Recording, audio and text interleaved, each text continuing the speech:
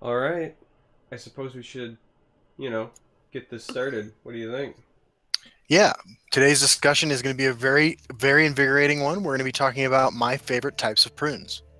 Ooh, what is your favorite kinds Okay, of prunes? there are these ones that are a little bit bigger than like a good-sized macadamia nut. They're pretty wrinkled, but they're juicy with just enough firmness and texture on the outside that when you bite in, it's like biting into an insect. You know what my favorite kind of prune is? What is your favorite kind of prune? The one I'm not eating. You don't like prunes? No, I'm not really a fan, man. I think prune juice is great cold and disgusting warm. I don't really like raisins though either. I'm a very texture-based eater. Interesting. Yeah. I don't sit down and eat raisins by themselves, but like what like to do is eat them like with trail mix, with nuts and well, I guess mostly nuts. So, hello everybody. Welcome to Yeah, the welcome to the. to the 10th episode. 10. Is it really? Yeah. Shit, 10. we can get syndicated now. Yeah, 10th episode of the fun and interactive podcast. And it's Awesome. going to be an exciting one. As we covered last week, we got expansion news and hype, and there's all sorts of stuff to talk about from this week. Yeah, there is. This is a good one. I mean, the cards we've seen revealed already have been really cool. The idea behind it, tying it into Elder Scrolls Online, like there's a lot to talk about, and I'm really excited about it. Yeah, so we're definitely going to talk about the cards that have already been revealed. Yes. And we're going to maybe show one off ourselves, but we got some other stuff that we got to do first. So first and foremost, we got to remind everybody that there is a gauntlet mode this week that we kind of knew was coming, but we didn't know when, and now it's official. Right. Yeah, this is the one that was hinted at through some data mining or something. I don't actually know what data mining is, but I read it, the phrase. Actually, I think this one came up by accident when you logged into the game. Oh, really? The announcement was in early, and then somebody took some screenshots. But yes, it's Yeah, we're doing. Yeah, go ahead. I was gonna say it's the Heroes of Skyrim gauntlet that we talked about previously. Yeah, the all Heroes of Skyrim, the all East Empire Crafter skeletal dragon gauntlet. Yeah, I believe you did some testing with CVH, and it went exactly like we predicted, right? It did. It went exactly like we predicted. I, being the contrarian, brought a bunch of stuff that wasn't skeletal dragon decks, and I lost to skeletal dragon decks. Wow, weird. I know.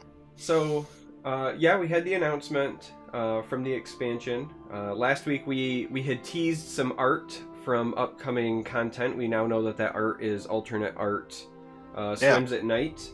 But we also have already seen some card reveals. So we teased art, but Beaky, YouTuber, streamer, already showcased a card reveal. Yeah. Yeah, it's an exciting one too, and it's got something confusing on it. It's a creature that says ongoing on it, which is something we'll have to talk about a little bit more later. Yeah, I also noticed that, which I thought was interesting, and I must say, and I say this about pretty much every card art I see, but the art was fantastic. Very detailed, very lively. Yeah, they're really stepping it up a notch. I mean, we saw that last week when we revealed the Swims at Night art, but like the fact that the next card that somebody got a preview was just so beautiful is just, continues to impress me with this game, with the art. Yeah, one thing I do want to say about the Swims at Night art that we teased last week is now that we officially know that it is a card, I have high hopes for the premium version, because with the rain and the potential lightning effect in the background on that, I think it could be gorgeous. That is definitely true. And I'm excited to see Swims at Night too, because I don't believe that they would give us a Swims at Night promo unless we were going to get something to play with a Swims at Night deck. So that's always been a favorite card of mine. Swims at Night's appeared in a couple of my videos. Yeah. And always played by Sandra, by the way, who had a hand in something we're going to show off here in a second. But I'm really excited to play some more Swims at Night. Yeah. And I'm excited to soul trap the non-premium version that I already have. Yeah, I didn't even think about that. Me as well. Yeah. Well, I think we got everybody who piled in. This is the earliest that people have piled in for the broadcast, so we certainly appreciate it. Absolutely. I feel like we should probably get on to the card reveal. However, I've got to be a scumlord. We were talking about it on Twitter earlier. I don't know how many people know, but we're officially selling out. We have a sponsor now, and so before, like, it was part of our deal before we do this exclusive Return to Clockwork City card reveal. We have a commercial that we have to play. We have ads. These aren't your normal Twitch ones. This is specific to this broadcast, so you know, I hope you guys appreciate it. And we're gonna play this, and then we're gonna do the reveal. So hang tight, guys. Hi guys, Brenton Mage here, the meme specialist. Now I know if you're like me, you've spent a lot of time on the ladder lately, and you've been thinking to yourself, what am I gonna do about that nasty Parthenax? That Parthenax that gets into everything. I mean, you're just out there, and there's the board, and into the field lane Parthenax goes all over the board. You probably tried the traditional answers. I know I have. You say to yourself, I'm gonna use some piercing javelin. That didn't even work. You couldn't even use it. So the next thing you try, you probably think to yourself, well, what about Edict of Azura? That's got to be a good answer to Parthenax. So you get some Edict of Azura down in there. And then you go to clean things up, and you just get the mess everywhere. It just spreads everywhere. The Parthenax goes everywhere. You can't do anything about it. Solitaire comes. Parthenax is back on the battlefield again, and he brings all those super annoying shots with him. Well, fortunately for you, there's a brand new answer. That answer is Banish. I highly recommend Banish. One spray of Banish onto the Parthenax, and you're gonna be able to get that thing right off the battlefield. You take your creatures, you take your Banish, and then suddenly it's gone. It's gone. It's gone. There is no more Parthenax. Parthenax has been eliminated. But don't take my word for it, even though I am the fantastic Brenton Mage meme specialist. What you really need to do is try it out for yourself. Coming soon to a set near you, Banish.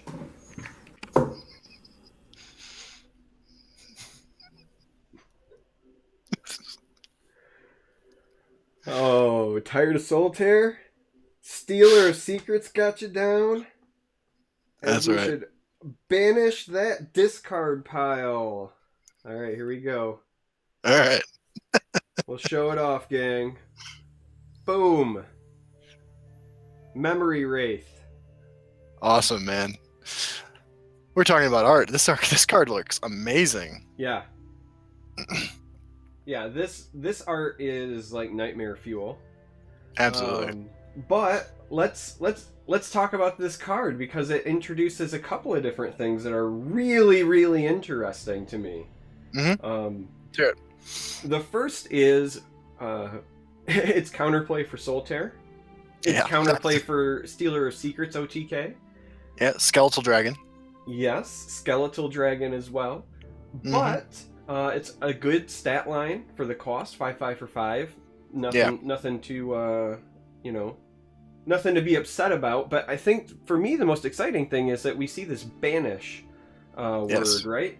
And the reason that banish is exciting is because obviously this is banishing our opponent's discard pile, and we can infer that this means removed from game. But I don't think, this is entirely speculation, Justin and I don't know, but I don't think this will be the only way that we see this card. So I would imagine we might see removal with Banish that might potentially dodge Last Gasp, or certainly prevent things from going to the discard pile. Yeah, I agree. What's exciting about the banish mechanic is by putting it in blue like this, and granted it's blue for the discard pile, but it's expanding what each color can do. We're getting new information about what each color can do, and in this case learning that blue can eliminate cards in the discard pile. But it's hinting at me that when we get the inevitable banish removal spell, it's going to potentially be a mage dual card, which I'm excited about. Yeah, I could see it being a mage dual card. What's interesting to me is the fact that it is in intelligence. So you obviously consider playing this in control mage if you're worried about the scout matchup, because you can hopefully stop a lot of the late game domination that scout used to be known for. So the biggest problem was the Parthenax loop, and mages were already running things like arrest and all sorts of nonsense to deal with it, right?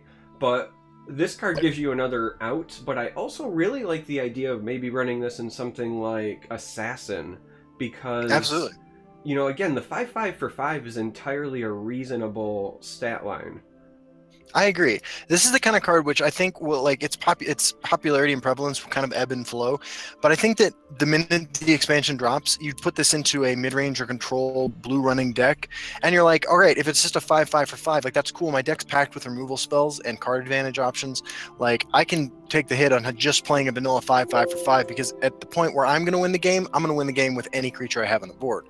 And then the great part about it is that in a handful of matchups, it's going to, win you the game. Yeah, so the other thing that is interesting, right, is that it is something that's occurring on summon. So, if somebody tries to repopulate, besides just simply playing a second copy, there are things like Dark Rebirth or like, Winterhold Illusionist, A Night to Remember, so that you can kind of abuse that summon mechanic potentially as well. Exactly. Yeah, it's just a really strong card. It's also our, one of the things that Magic the Gathering does is put like certain colors in the artwork for cards that it corresponds to that color, right? Like green cards have a lot of forests and stuff like that in them. What I like about Memory Wraith is like the way that the blue frame highlights the red background. Like the two just look so wonderful with that contrast there. Like, this is just a beautiful card and one I'm really excited to play with.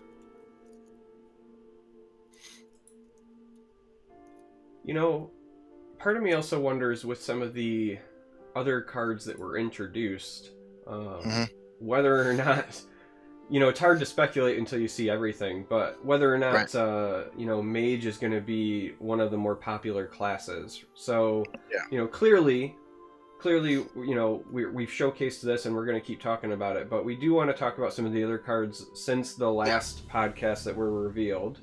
So, go ahead and bring Justin and I back here. Absolutely. New Smexney background, and let's kind of talk about, some of the other things that we've seen. Absolutely. I do want to add real quick to the design of this card specifically. One of the things we have talked a lot about over the last 9 episodes previous to this, is whether or not how can you expand the card pool without diminishing the diversity of decks? And I think that this is an interesting approach to this, right? Like, this is clearly a hate card that stats are good enough that you can run it without feeling guilty in just about any deck that can run it. But I like, it's definitely an interesting way of forcing the meta to change without removing cards from the card pool. Because this isn't just going to make certain deck archetypes worse. What this is going to do is create eliminate the popularity or lower the popularity of some decks, raise up the power level of some other decks in response, and then there will be a counter surge against that deck. And so we're going to see a cycle of changes to the meta over the next couple months once this is released, which I'm really excited to ride out. Yeah, I would agree. I love it when there are things like this that are tools that you can use for like an ebb and flow of the meta, right? Like if Solitaire starts to fade out, then this card starts to not, nearly be worth the slot, and then if it starts to come back, we legitimately don't know what other cards we're gonna see, right? We get over 55 new cards coming our way, so there might be more Solitaire-like cards, there might be more banish options. There's some interesting potential outcomes, but what I really like is that, to me, seeing this card in many ways kind of validates the faith that I routinely put in Direwolf Digital. So one of the things that I routinely say is, like, just give them time, just be patient. They're paying attention. They know what's going on. I trust them. They very rarely let me down. I'm not saying that I agree 100% with everything they've ever done, but I think that their track record is, better than worse. And so, for a long time, we've been hearing, like, Solitaire is oppressive and Solitaire is a problem. And, it's already been nerfed once with the cost increase, and many people felt like that wasn't enough. And every time they see those posts, part of me wondered if they were, like, laughing on the inside. Like, oh, just you guys wait. We know, we know what's coming. So it's interesting to me. I agree. And especially in a game where there's no sideboard like Legends, you have to be so careful about how you stat your hate cards, right? Like, I mean, you see it time and time again in like the I know I rag on Hearthstone all the time, but Hearthstone takes a real like jackhammer approach to balancing things. You know, and they recently introduced a card not too long ago that eliminates all one cost spells in a deck because they were having a problem with the power level of a deck that ran a lot of one cost cards, or one in particular, right? Jade Druid. And like it's just so inelegant, right? And so to see a card like this, I think is really interesting, and I think is a lot more intelligently done than a lot of other things that I've seen other companies do. I think Direwolf has really hit the money on with this card and with this design. Yeah. Now, I will say that there is, I'm paying attention to chat, and I'm seeing that there are, some people saying that this might be too much. Maybe Solitaire didn't necessarily need this strong of a counter. Yeah. But I guess for me, I would say, there's two things with that. One, again, like Justin was saying, there's going to be potentially this like ebb and flow to the meta, but also just because the card exists doesn't necessarily mean that Solitaire isn't an issue anymore, right? Right. The person has to draw the card and play it, and then there's also that greed factor, right? Like how long do I wait until I play this card to deny a graveyard? Again, Scout is probably immediate, but when you think about like those decks that have been trying to sneak in a copy of Journey to Sovngarde, for example. Right. You might not want to play it too early because you might want to deny more. You might want to not hold it too long because you don't want to give them the opportunity to play it. There's this interesting, cycle of like play and counterplay and in the form of baiting the card, right? Like you might try to bait this card and then have something dive into the graveyard to immediately Solitaire it. Like I kind of like where this has the potential to be a back and forth. I agree, and that's one of the things that I was alluding to when I was talking about the Hearthstone card that eliminates all one cost spells from each deck when you play it. Like this has counterplay. It requires a certain amount of intuition as well as game knowledge, and I think it's like all good cards, going to reward people for knowing the meta and knowing the opponent and playing intelligently. Yeah. So another blue card, right? So earlier I was saying, hey, Mage might be really popular, right? So another blue card that I want to talk about is the legend that was revealed when we got our announcement. Yes. The Dark Elf Lady of Doom, if you will. I still don't know how to pronounce it, and I feel really bad, right? It's either Laneth or Laneth. I assume it's probably like Laneth, but see, I was gonna assume Laneth. Yeah. Well, I'll call it Laneth, and you call it Laneth, and I'll stay in my Laneth. Laneth. Yeah, so if you guys are not familiar, or if you're listening to the audio version of this in the future, this card is a 9-cost unique legendary. It is a 6/6, and it has a summon of search your deck for any card and put it into your hand. So it is the first ever full blanket tutor effect in Elder Scrolls Legends. Yeah, I'm really excited. I've been thinking about a card like this for a while. I'm pretty sure Legends runs on a similar engine to Eternal, and Eternal has mechanics for stuff like this. So I have an idea what this might look like, and being able to just go through your entire deck. This is again another thing that next levels Legends from its distinguished competition, like the ability to introduce new elements to the UI constantly because they're there already. They're just not being used. And Laneth is great. Laneth is a godsend to everyone who's ever wanted to play some kind of crazy combo deck, and was only able to run one copy of Unique Legendary. Doubling the number of Unique Legendaries you have in a deck, essentially, is amazing. So one of the reasons that I'm really excited about this card is because of that ebb and flow of the meta, if you will, that you were talking about earlier. This card is potentially the sort of thing that could be the focal point of a mage control arms race. So if control mage, let's just say hypothetically, if control mage ends up being really popular after launch, the only way that you start giving yourself a greater chance to win in the mirror is to Yeah. be greedier. It reminds me of Right. after Fall of the Dark Brotherhood came out, Control Right. Monk was really popular, and then it just got greedier and greedier and greedier because you kept seeing Right. more and more Monk. Right. This card is good. It's probably going to go in Control Mage, but this card gets way better if you run things like Dark Rebirth, like A Night to Remember. Right. So I kind of want to. I imagine that there's going to be this ebb and flow of people, jamming in the flicker effects, and then Mhm. those people being punished by aggressive decks, and Right. this kind of crazy cycle occurring. Yeah, I like it a lot. It's sort of like it reminds me of the feeling of the control mage mirror when you drew your Mirac and your opponent did not. Right, Laneth adds an element of that to a deeper element, I think, of that to a lot of different kinds of control mirrors. And I think the arms race, the Cold War of control deck greed that this could set off is really interesting as well. Yeah, I'm just like you. I'm really curious to see what kind of combo pieces we get because Yeah. it certainly screams combo. Absolutely.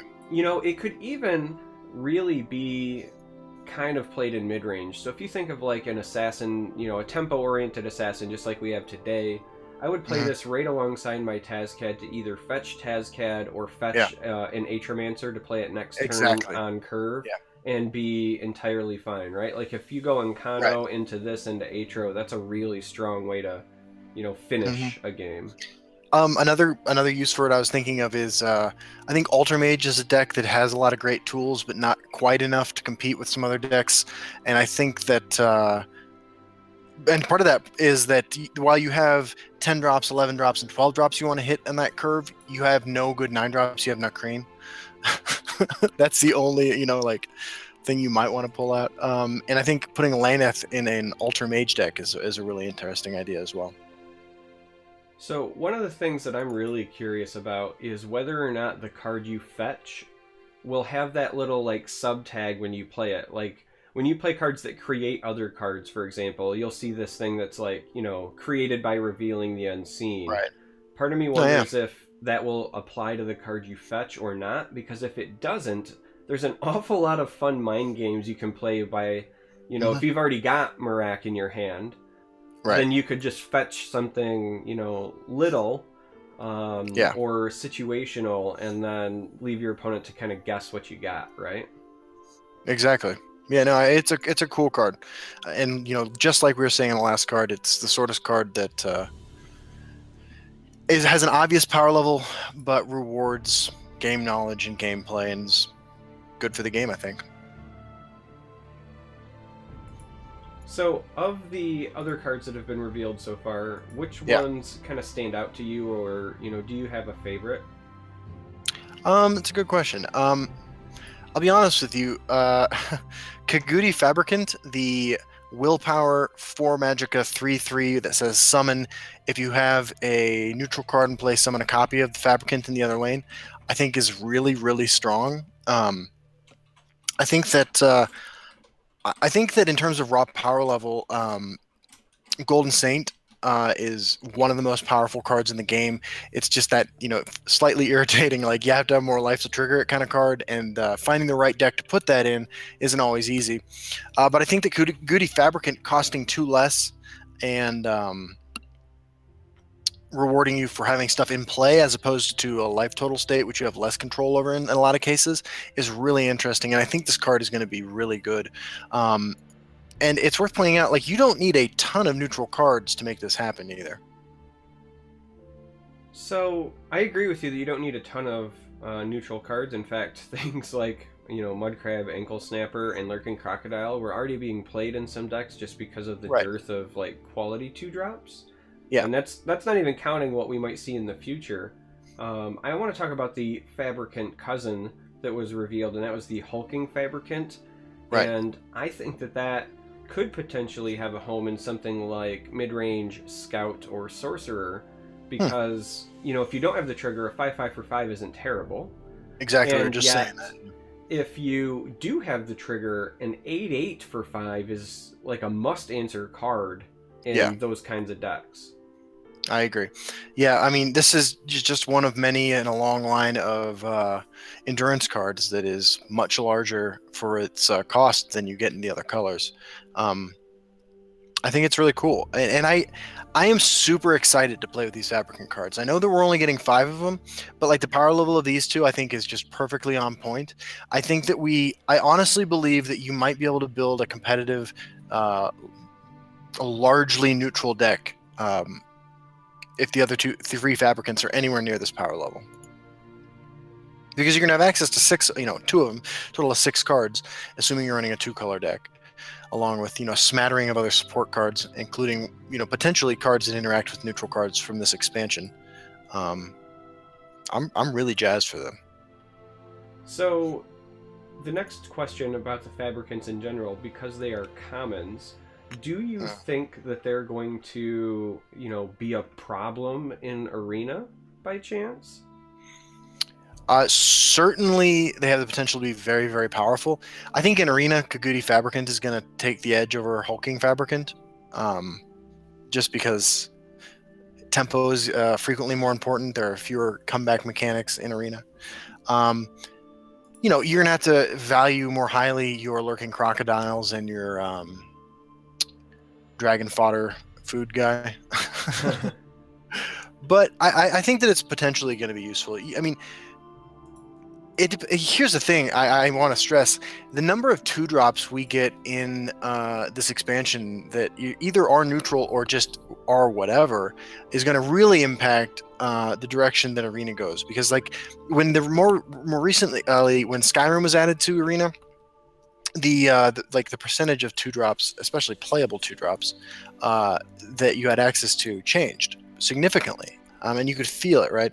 And it made frequently games more snowbally and one-sided if one guy had a whole bunch of 2-drops at the ready and another guy didn't.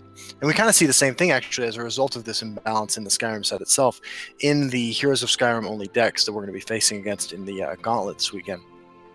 But so I mean, like, I'm definitely interested in trying the Fabricants out in Arena, but I'm more interested in seeing how many 2-drops we get, and of course doubly so the number of neutral 2-drops we get. So, I know that we're certainly going to be talking about Clockwork City and, more cards that were revealed, but I do want to make one quick callback, both now and to think about as we kind of show some of the other cards. Yeah. And that is this little card called Dwarven Dynamo from Heroes of Skyrim. Absolutely. As we start considering the potential of, neutral cards showing up in more decks, that's a card that provided a lot of stats for its cost and was mostly, underutilized because there wasn't a ton of incentive. Right. But it could end up being a very sneaky good card after Clockwork City comes out.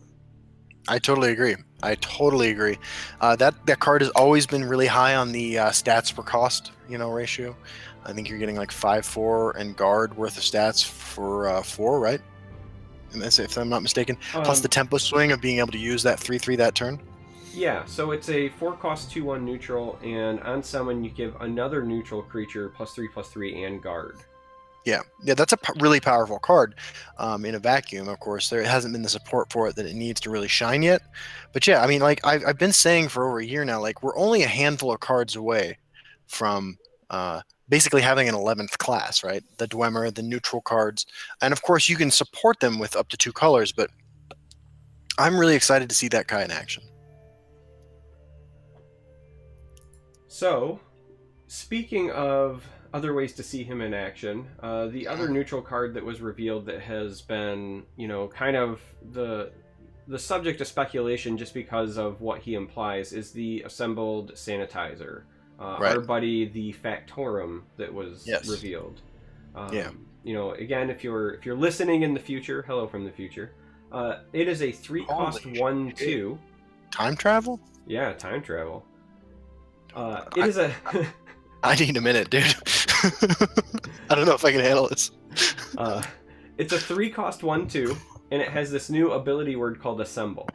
And when you play a creature with Assemble, you choose one of 2 abilities, and it gives that to the creature you played and all other Factorum in your hand and deck. So Yeah. the assembled sanitizer, you get to choose between either giving it lethal or giving it +2/+0. So the first time you play it, it's a 3 cost, and it's either a 3 cost 3/2 or it's a 3 cost 1/2 with lethal. Yeah. But every Factorum you play after is Right. going to get that exact same buff. So either everyone has lethal or everyone has +2/+0. It's like assembling Voltron over time in many ways. Yeah. This is a really, really cool card. I'm not a huge fan of decks that build themselves. The Factorum are going to be one of those kinds of things, I think. But I'm definitely going to play it, right? Because the idea of being able to like customize your future troops based on what you're playing against is, again, a way to take something that people like of all skill levels, of all enthusiasm levels, the tribal thing, but allow you to, again, win more because you understand the meta well, you understand your opponent's deck. I think that it's really flexible and really cool, this assemble mechanic. Yeah, here's what I hope for the card, because I had one immediate thought when I saw this, and I hope that they print maybe not a ton of them, but at least enough of them and at different Magicka costs to make it so that I can have a really cool and interesting altar deck where I'm tutoring different assemble effects out as it goes. The minute I saw this card, I thought, holy cow, altar could be a lot of fun in a very big toolbox, depending on what they print for this. I like that a lot.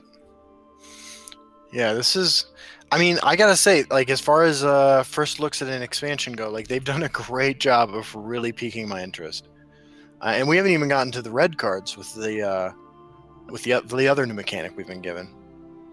So, somebody from chat, Shunara, does mention, so this is worth noting for people, Maricon from Direwolf Digital, great guy, love Paul. Yes. He has apparently confirmed that Assemble does work like a summon, so anything that would trigger that kind of effect would get you to choose the Assemble effect again. So if you play A Night to Remember, you play Dark Rebirth, I assume Winterhold Illusionist would allow you to keep assembling Voltron even further, and that's also really interesting. I like that a lot. You know who's been begging for a neutral tribe besides Dwemer to hang out with? Is the Forsaken guy who gets to buff a tribe when you play him. I was gonna say crocodiles, but yeah, there are a couple great crocodiles. That's true. That is true. I think crocodile. I think expanding on the crocodile tribal might be a little much to ask for in this set, but yeah, I'm willing to go on Hunger Strike actually to demand that it is included in the following set. Yeah, I mean, crocodiles are ancient. They're apex predators. They haven't even had to evolve for millions of years, so give them the love they deserve. That's true. Hyranic mentions no mud crab love. That's true. There are also a couple mud crabs. Those are also great cards. Yeah, the problem is you don't want to give them love, and here's why, all right? I was already prepared for this question. Enraged Mud Crab is the single most broken card in the game. There is not a card better. And here's why. If you go first, and if I go first and I play it, my opponent cannot respond at all. Because I've went first and I've played Mud Crab. That's it. He can't respond. There is no counteraction to that. It's a 2/1 stat line, which is crazy to just get for free with no response. And it's better than the Willpower guy who's a 2/2, because one, you can put him in any deck. That Willpower guy can't say that. That's true. Not even a little bit. And two, he's already angry. He came out enraged. Like, this Mud Crab is just ready to go. You can't stop it. There is no counterplay. Nerf Mud Crab. It's worth pointing out that his slightly larger cousin from Heroes of Skyrim, Mud Crab Ankle Biter, or I'm sorry, Ankle Snapper or something like that. Yeah. He is going to be all over the place in the Heroes of Skyrim weekend that we're about to have for a gauntlet, because he is debatably the best 2-drop that can fit in every deck. Yeah, I mean, I would say thus far that's a pretty safe bet. Now, again, it's gonna. I'm curious to see what the intelligence fabricant is, because we know that the hulking one is probably good enough to go in like a mid-range style deck. If the intelligence one is also really strong, it would not shock me if we see something like Ravenous Crocodile also make a comeback because of the Yeah. synergy with ward and Absolutely. potentially like ward removal stuff. I agree. I think that I mean, that's always been a combo that people have tried and found sort of wanting. But a 3-4 for 2 is amazing, and if you can synergize with it, awesome. So A gentleman with the lovely name of Fuckstick has subscribed to you. yeah, there's a couple that have been coming through, and I was just saying that I apologize. My normal Twitch notifications are off for the cast because we put the audio version up on iTunes, Google Play, Stitcher. Hey, look at me advertising to the audience that hasn't heard me yet, but That's true. Yeah, the notifications are turned off, but I definitely see it. I certainly appreciate it. Right. I love that you love me, so it's all love. While we're on the mud crab topic, I gotta share. I mean, I gotta brag a little bit that during the mud crab challenge that happened maybe 6, 7, 8 months ago, the challenge was you had to kill somebody in one turn using only an enraged mud crab. Was I the only person who pulled that off? I did 30 damage to a guy in one turn. I think I did 32.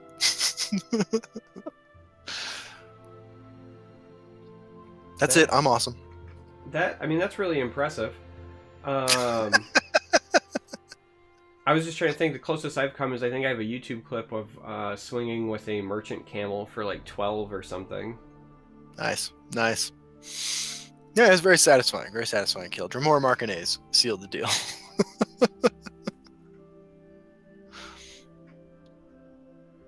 Oh. I did not get a title for that. I told Sandra she was not impressed, and I went to bed sad. So, there is another ability word that was teased when they announced the expansion, and that was treasure hunt. Yes, that's right. Now, I personally have some like additional questions about how this interaction is going to work. Yeah.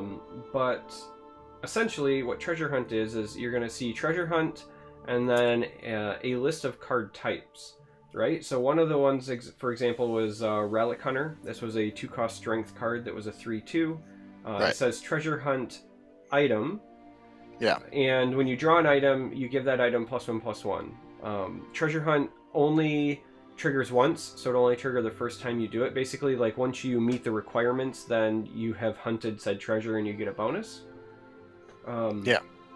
There is another card that was teased, and that was the Ratway Prospector. This probably better showcases like the long-term payoff or potential, if you will. This was a 1-cost 1/2 in strength that had treasure hunt of support, item, and action. And if you have drawn all 3 of those card types, it gets +5/+5, and after it attacks, it gains cover. Yeah, Ratway Prospector is the more interesting of these 2 cards to me.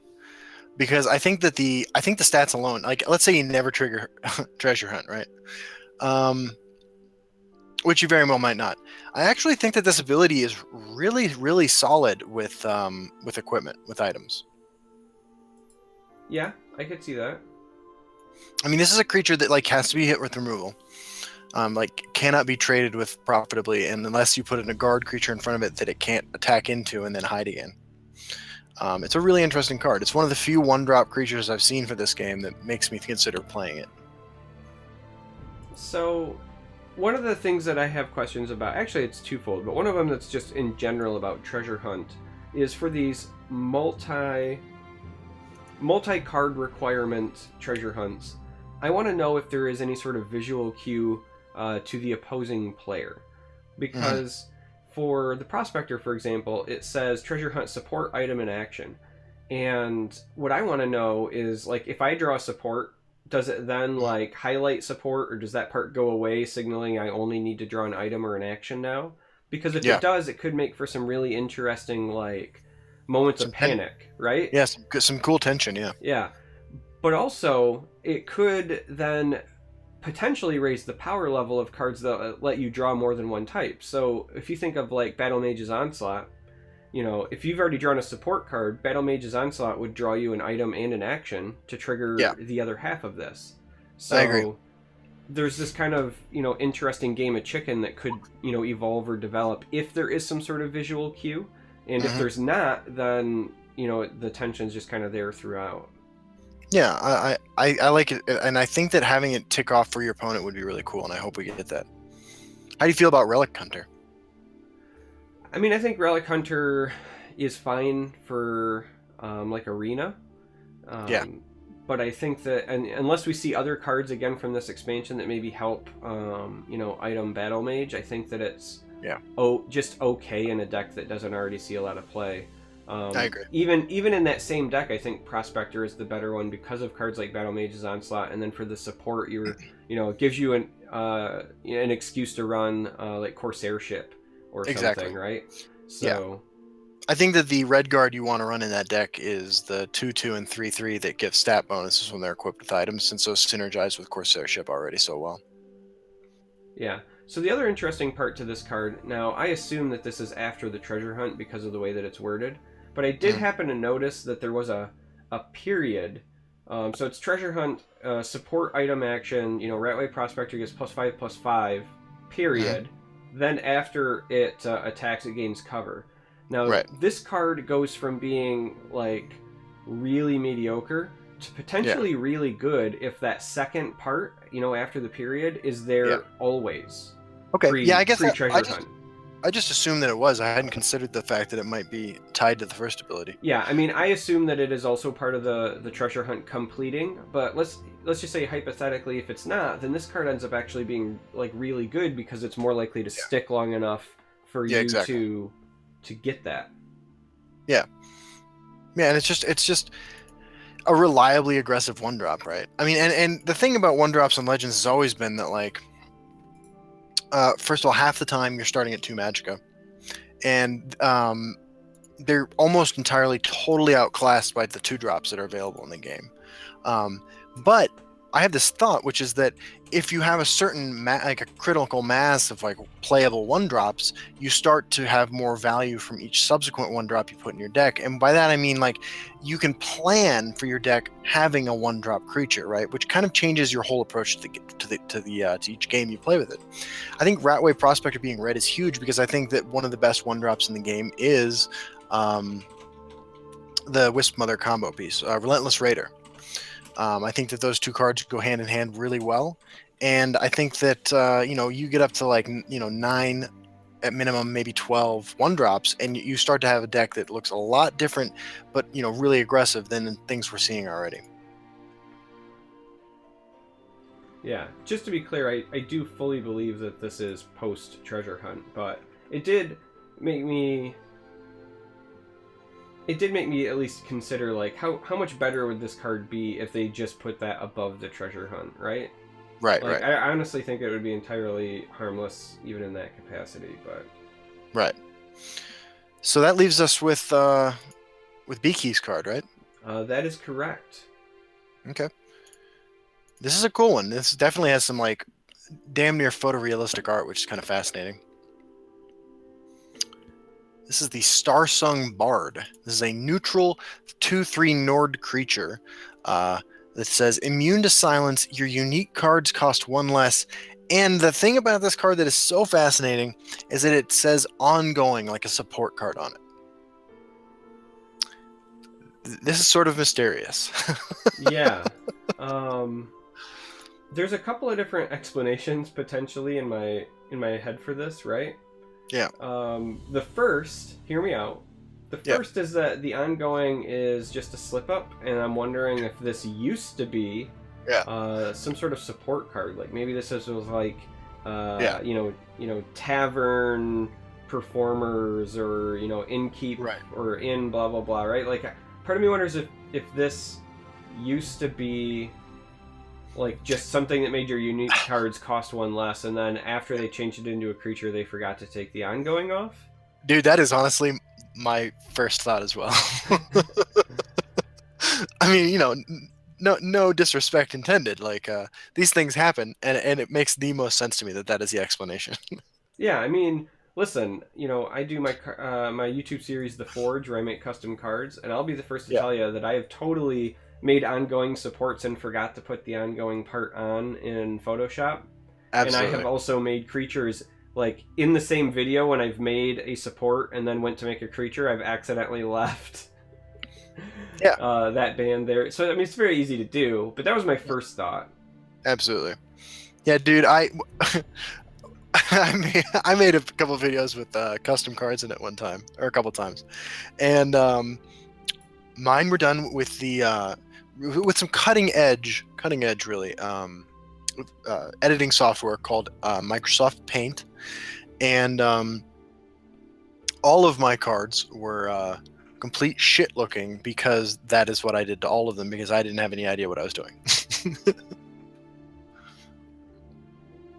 Oh, so yeah. I mean, other than that, I think the card is pretty straightforward, right? Other than the ongoing part, the stat line's not great, but again, it's meant to kind of be like a battery. I think that the real problem with it right now, again, not having seen much of the rest of the set, is just that we don't have necessarily a ton of unique cards. Crusader maybe took the best advantage of that before. Right. And I would not play this in any deck that I currently play. And it doesn't particularly inspire me to create a new deck. Yeah, I mean, even the Crusader deck, right? So we called it Fantastic Fours because there were 4-cost uniques. This doesn't help your curve with those at all, right? You're going to play this on 3, and then you're going to play that other card next turn anyway. So... Yeah, the only card in that deck that you would want to curve into with this is Ulfric. Yeah. So one thing that I would like to see potentially, right, as we talk about like interesting, would just be more unique cards in general. Sure, yeah. I've always toyed with the idea of, what if we had a unique card that wasn't a legendary, right? How does that look in arena balance? What if you have, like, it's a common card, but it's still unique? I'm trying to think. So we really only have like I can only think of one unique card that's not a creature, and that's Journey to Sovngarde. I guess there's a couple support cards too. Yeah, there's like Ring of Namira, things like Dragon that. Mound. Yeah, but yeah, that'd be interesting. A unique common card. So what's the? Just so I understand this idea better. What's the design appeal of this? I mean, the design appeal is that you could potentially pepper in slightly more powerful effects into like the lower parts of arena, and then also you would again just have more interactions with either cards like this or other cards that deal with uniqueness. I like that. I think it is interesting. I'd like to see that.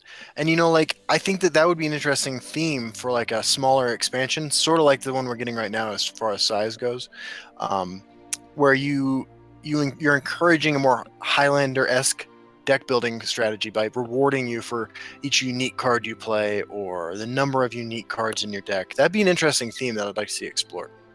You'd increase variance quite a bit as far as like the way each matchup goes, but I think that in small quantities and limited to a single like archetype that could be competitive still despite the increased variance of your draws with other non-unique focused decks, I think that'd be really cool.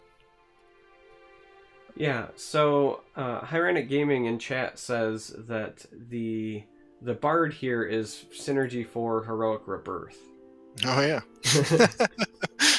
Maybe it is. I do like that. Heroic Rebirth is never going to be playable, unfortunately. But I say that as a guy who's played it at Legend rank. But yeah, that is an interesting little synergy there. I like that. And Fuckstick writes that he wants to see High Rothgar not unique.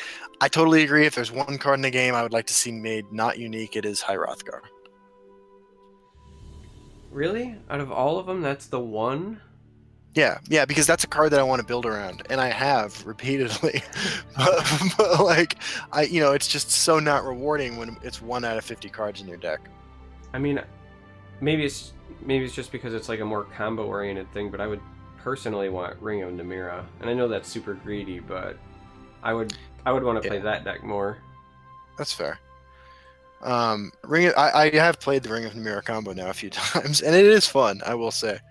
But what I like about High Rothgar being more available as opposed to Ring of Namira is that I think it should be kind of challenging to pull off a one-turn kill, whereas High Rothgar is, I mean, like it's it's not a good card, and it's not involved in any kind of one-turn kill combo that I can think of. Yeah, I mean, I could see that. I almost feel like High Hrothgar should have just been like a regular support, and then as a unique support, there should have been something that like switched the power and toughness of all creatures, both yours and your opponents, right? Because that would be something that would like Yeah. be worthy of a unique and would actually like Yeah. change the way the course of the game is played potentially. I agree. Shunara says that Night Mother is the kind of card you'd like to be non-unique. I'm kind of on the fence about Night Mother. I think Night Mother might be broken at not unique, just because it is in the right deck, like super powerful.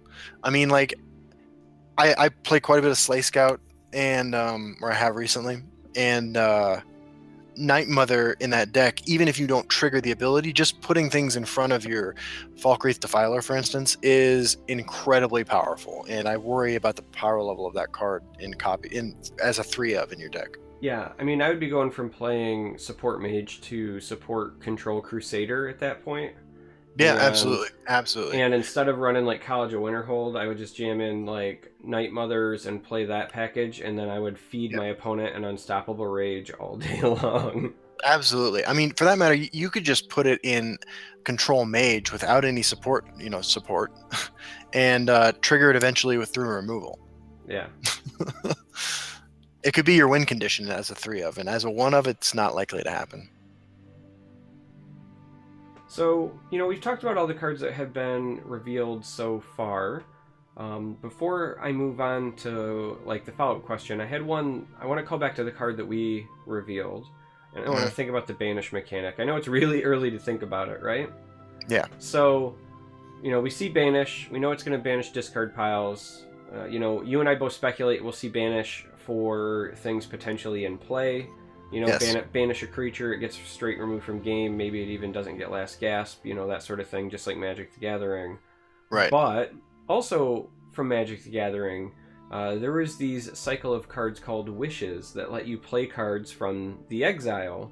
So do That's you true. think that we That's might true. potentially see cards that Interact with it. Yeah. that let you interact with the banish pile? Because hear me out, right? Like, Right. we had we had no discard interaction, and then we got Soul Tear, and that Right. caused a lot of people to complain, and now we have the counter to Soul Tear. So in my head, Right. I was like, so what happens when we get Soul Tear but for banish? Uh, Right? Like, what if the combo is I use this card to banish your discard, and then I play my memory tear, and I steal cards that I banished out of your discard pile to play? I have to admit, man, for some reason this is making me uncomfortable. Like, I feel like we're going down this rabbit hole of like really dumb stuff, and like I don't know that this is good for the game to. I think that like having the banish be the like you're never seeing this again zone and making that a hard and fast rule is probably for the best. Well, they start with banish, but then they introduce this new keyword called uninstall, where it just literally uninstalls the game files. I like that. I gotta say that reminds me of something. I was reading some PC gaming magazine a while ago talking about this. One of the first flight simulators was designed by Sierra Online, and I think this was the late 80s, early 90s, and they thought it would be really cool that if you crashed your plane, your computer crashed. So when you crashed your plane in the game, it shut off your computer. And like I'm thinking to myself, like, God, that is really, really annoying. But like, it's just like that guy. There was a guy, 50,000 years ago who went up to a cow and was like, you know what, man? I'm going to squeeze that and drink whatever comes out, right? Like somebody had to try it, right? Somebody had to try it. Doesn't mean it's a great idea, but somebody had to try it. That I just was thinking about that story. We have some late joiners. I'm going to temporarily put the card back up. So Why don't we show the commercial again?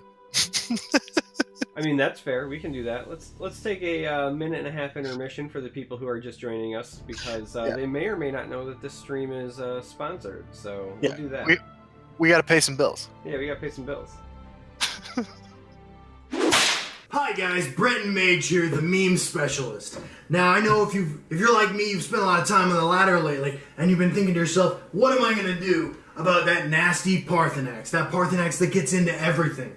You're just out there, and there's the board, and into the field lane Parthenax goes all over the board. You probably tried the traditional answers. I know I have. You say to yourself, I'm gonna use some piercing javelin.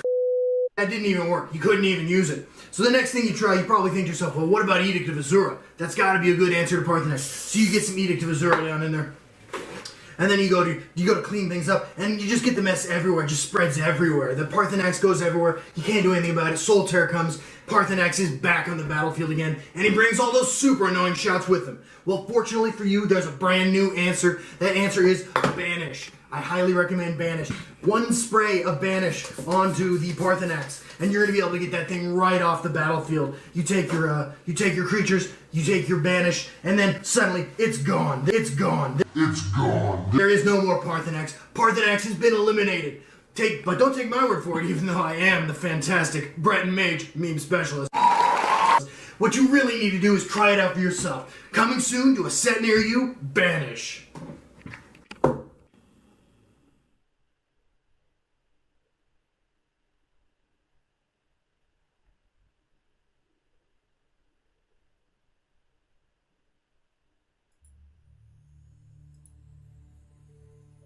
So yeah, that's the commercial.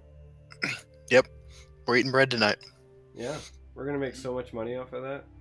We really are. I mean, you just had your YouTube channel monetized, so this is your chance to go big. Right. Yeah, so fun fact, I was just typing it in the chat. Yeah. Due to a mix-up, maybe someday in the future we'll explain the whole story, but for now, all I'm going to say is due to a mix-up, we actually shot a completely different commercial for some product, for another product entirely different. Yes, we did. That is probably as equally crazy as that one is. Yeah. And I'm sure at a minimum we'll show that one like in the future, but I would personally kind of like to do it when we have the context. So I agree. Yeah, that was a good one.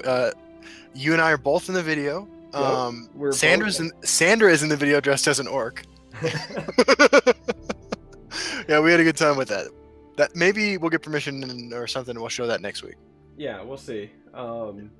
Another thing, just because we had so much fun making that one, I think it might be just a thing. We might just have to do a series of commercials. Maybe not even just for like reveal season, but maybe after the fact we'll like retroactively like make commercials for different cards as themes. That could be a lot of fun. I think that's a good idea. I think it's a really good idea. Hey, Hyranic, we'll both upload it to our YouTube channels tonight. So his Charmers will be up much faster because I actually uploaded to the internet with carrier pigeons, unfortunately. Yeah, you'll be able to see it on like my channel, his channel. It'll also be on the podcast. I always put the podcast up on YouTube as well, so yeah, it'll be all over. Indeed. And I agree, Peter's 89. It is some badass art. And seeing what colors get banished in the future is going to be really exciting. Anytime the color pie, the division of mechanics amongst the classes expands and it gets more defined, I get excited. So I'm really looking forward to it. Yeah, I'm looking forward to seeing, if it's just intelligence. Usually they try to split things across, 2 attributes. Right.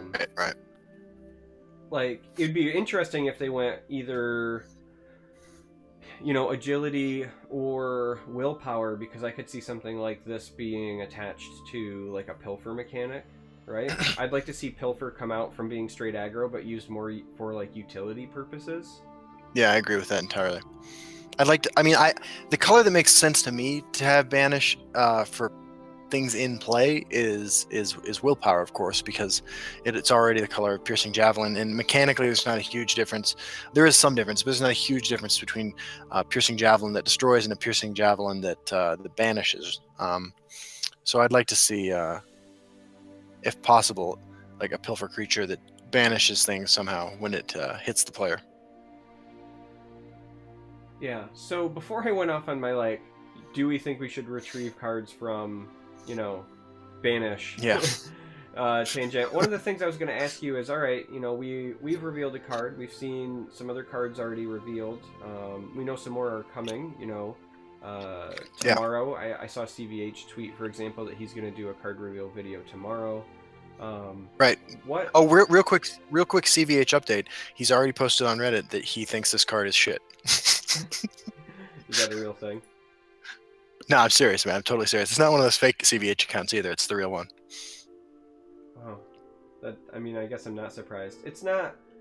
Yeah. Anyway, I don't think it's necessarily like great, but it's not bad by any means because it's got a wide range of things. I think that I'll say this: I think this card is much better on ladder than it is in a tournament setting, because in a ladder where you're playing best of one and you don't know what you're going to queue into, if there is enough popularity of the other decks and other interactions, then it's entirely likely that this will be warranted.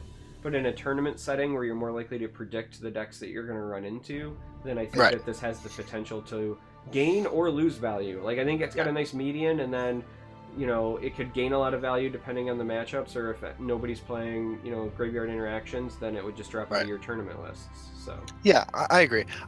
I think that it's a strong card, and I think that it's an important card to exist. That's my summary of my feelings about that. So one of the things that I was about to ask you is, what would you like to see more of as far as like the reveals go? I mean, what tickles you the most out of what we've seen so far that you would either like to see more of, or is there something that you haven't seen yet that you hope to see? What do I want to see? I want to see build around neutral support cards. That's what I want to see. Not unique ones either. What about you?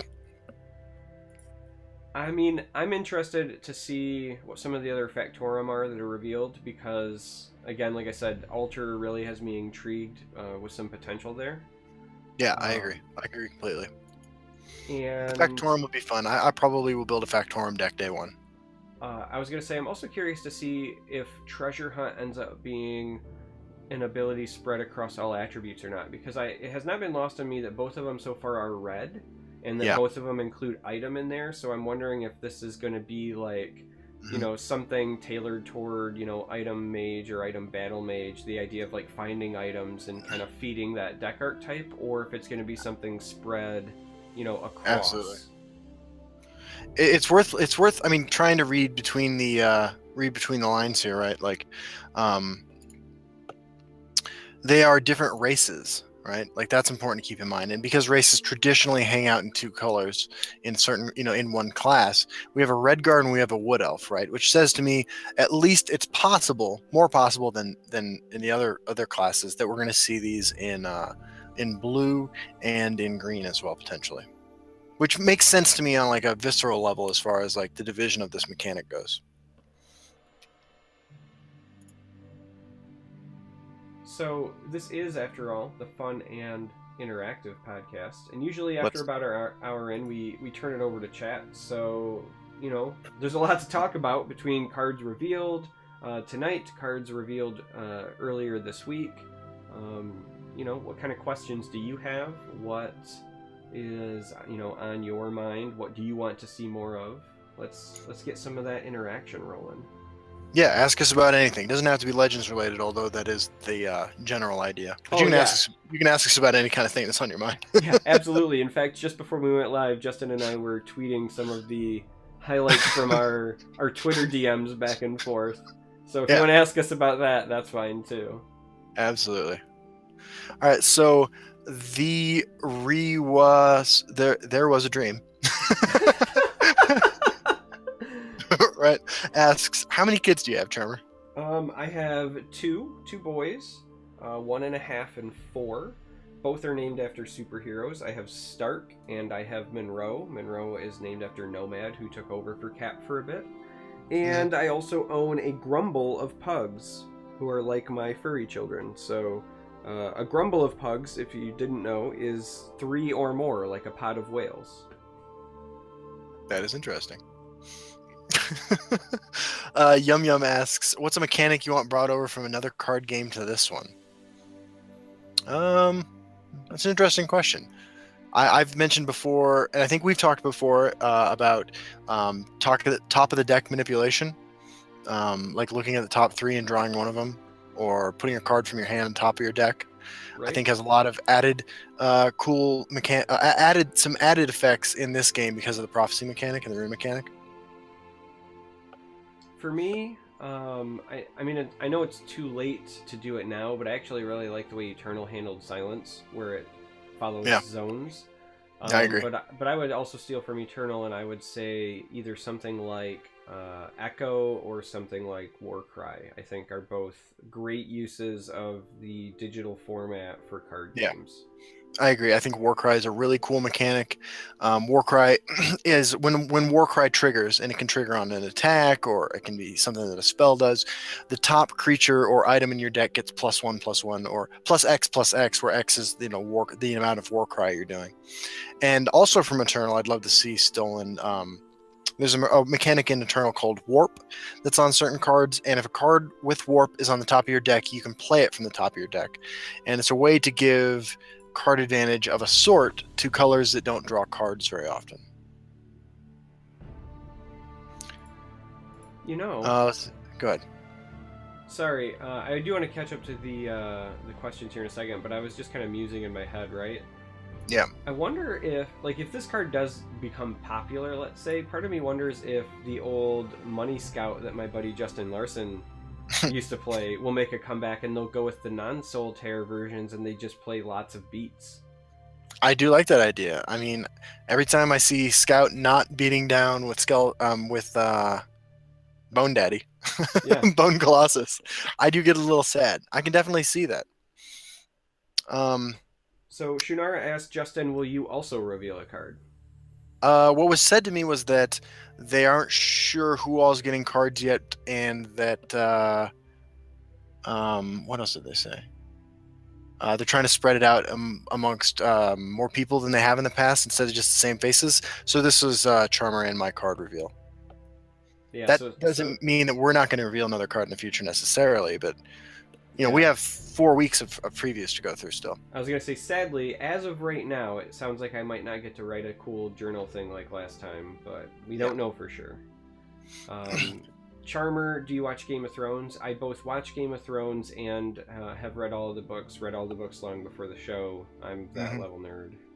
No, man, I read them all in prison. They were great. I love those books. Ozzy, how much of that Parthenax in a container do you have left, Justin? Was it real Parthenax, or I can't believe it's not Parthenax? Well, I'm a vegetarian, so I don't actually eat Parthenax, but that was curry vinaigrette that we put green food coloring in. What color and what cost? This is Lich Spawn 9. He asks, what color and what cost do you think an action would be that is like Piercing Javelin that banishes instead of destroys? We probably have different thoughts on this. I would like to see it be a 5-cost mage card. Yeah, I could see that. My only concern with mage, right, is that, like, we already know that control mage is for a long time been like the standard for control in this game, and with the exception of Heroes of Skyrim where Scout pushed it out, it was kind of like the de facto, and like I would hate for them to just go right back to that.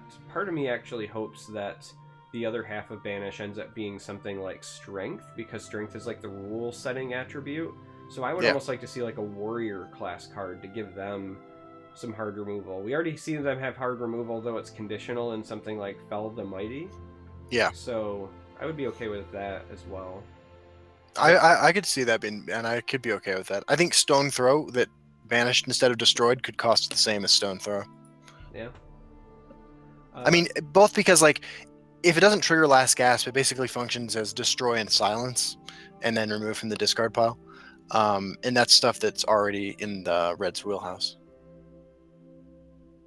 Peters89 says, this is his first card game, so he doesn't know if he's being too impatient. I guess I should say he or she.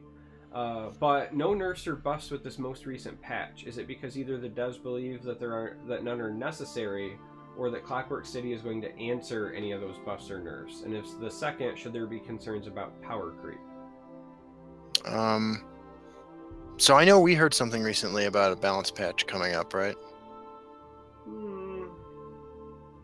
Maybe we did, maybe we didn't. I Okay. say as I not break any confidential information. Yeah, I can't remember where I saw that. It might happen.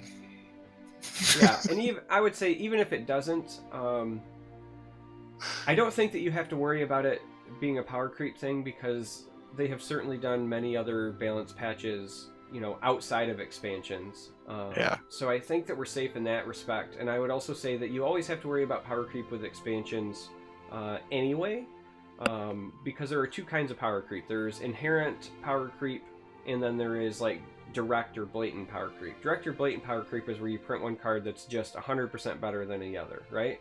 You got a 3-2 for 2, and then next set you have like a 3-2 for 2 that has an ability in the exact same attribute. Like, that's power creep. That is direct or blatant.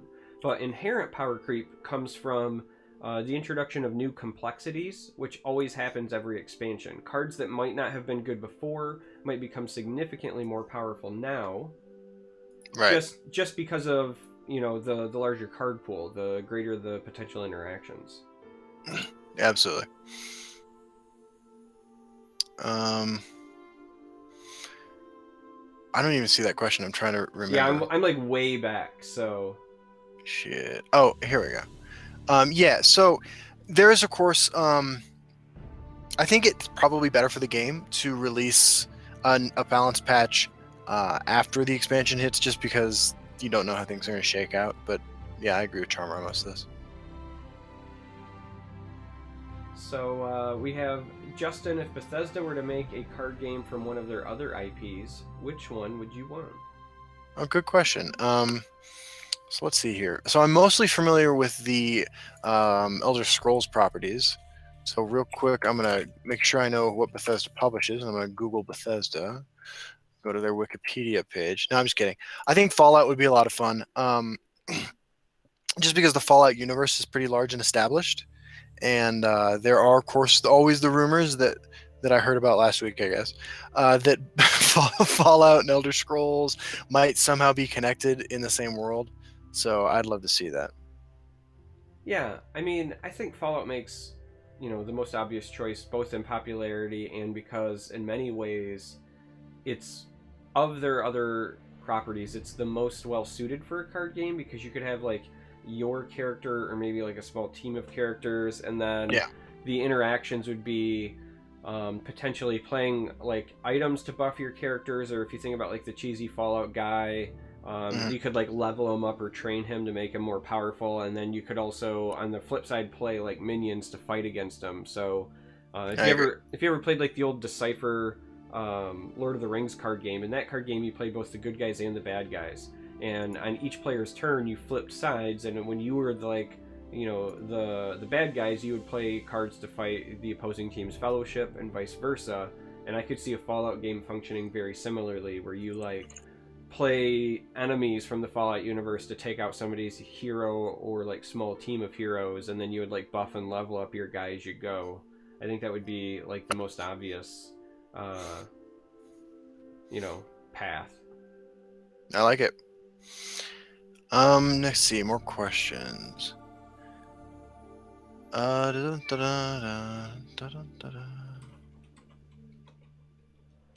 you hear the cat? We just had the first cat meow of the night. Yeah. It's been a long time coming.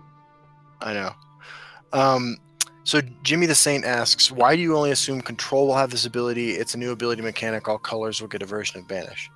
I don't think only Control-themed cards will get access to Banish, but I do think that it's going to be limited in terms of the number of cards that have access to it, just because otherwise you sort of dilute the how interesting it is as a mechanic if everyone has access to it.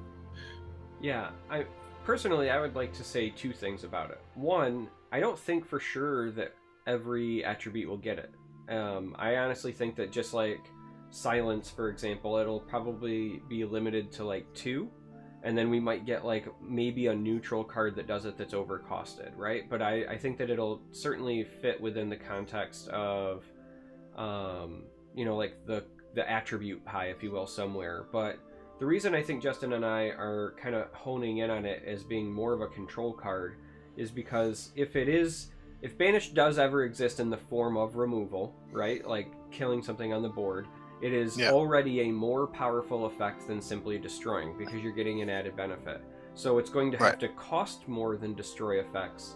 And if you're playing an aggressive deck that just cares about getting rid of a speed bump so that you can kill somebody faster, you don't really care about the long-term effects of, whether it comes back or not, at least not typically. Like, you just want to control the opponent by killing their face.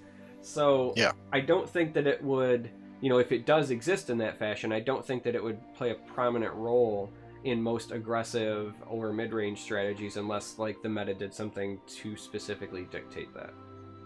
I agree. Shout out to Solid Age, AJ. Thanks for stopping by, and thanks for letting us do this reveal.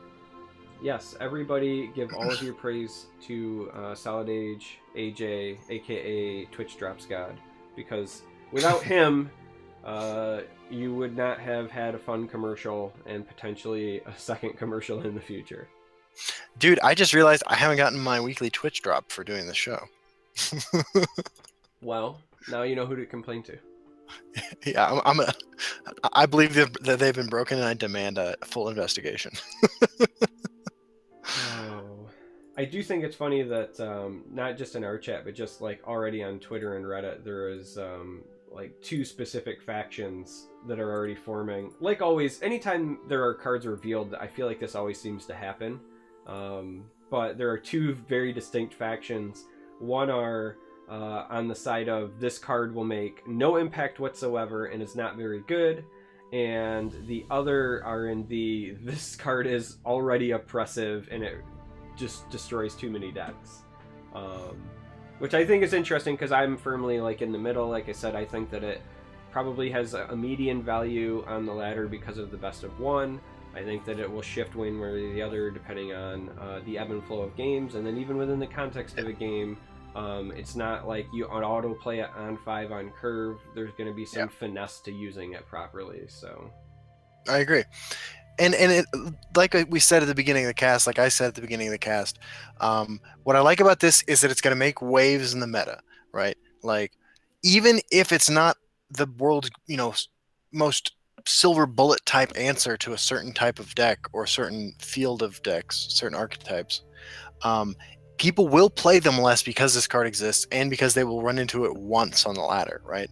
Like, it will have that effect because, I mean, people's, like, whether or not, like, it even makes them lose the game, because people's perception of the reality of the Legends meta is going to change, and that's going to cause certain other decks to rise in popularity, and then there will be a counter flow to that, and those decks will rise up. So this card is going to make waves in the game, even if it doesn't get played more than 5 times ever. I mean, that's not going to happen. It's going to get played, but things are going to change because this card exists. Yeah, I mean, I think I'm firmly in the same camp that you are, in that, like, it'll see some play, and then it will probably, fade out as those other decks and other archetypes fade out, and then inevitably somebody will dust something off because it's not seeing play, come in, do something, go on a run, make a Reddit post, whatever the case is, and then you'll be right back. So I agree. I saw a couple questions. Let's see here. What does Sorcerer need to be a good control deck? Burst life gain. The biggest problem, in my opinion, that Sorcerer has right now is that every form of life gain requires surviving for a turn, whether it's Little Girl, whether it's Night Shadow, whatever the case may be. Even drain life from your potential Blood Magic Lords that you're likely not playing in that deck anymore. Required you to, like, high roll, and then you also had to likely break a rune to do it. So I think that it needs some better form of life gain in order to rebound. I think it's got enough with Ice Storm. It doesn't have hard removal, but it's got things like Mummify, which are maybe good enough if you had the health gain to survive the 2/2 hitting you after you've mummified it. It might not be as bad. So yeah, I'd agree with the life gain thing. It's worth pointing out that, like, this spring, when Sorcerer was all over the place, like, my biggest problem with when Sorcerer is popular is that the ward mechanic shuts down the removal options for a lot of other decks. And I think is a little constricting on what can be good in the meta. So I like it when a sorcerer does other things like control and like ramp. So seeing the decks that have been popular in the past with sorcerer has been a little frustrating at times. I do think that the life gain thing is important. I think that if you just wanted a sorcerer control deck to be good, a sorcerer dual class card that let's say a 4/4 for 5 that you gain 5 life and draw a card when it loses its rune or loses its ward, I think would do it. Good mid-range card. Yeah, I mean, and it would potentially allow for, more like more ward interactions that aren't in the battle mage variety, right? Right.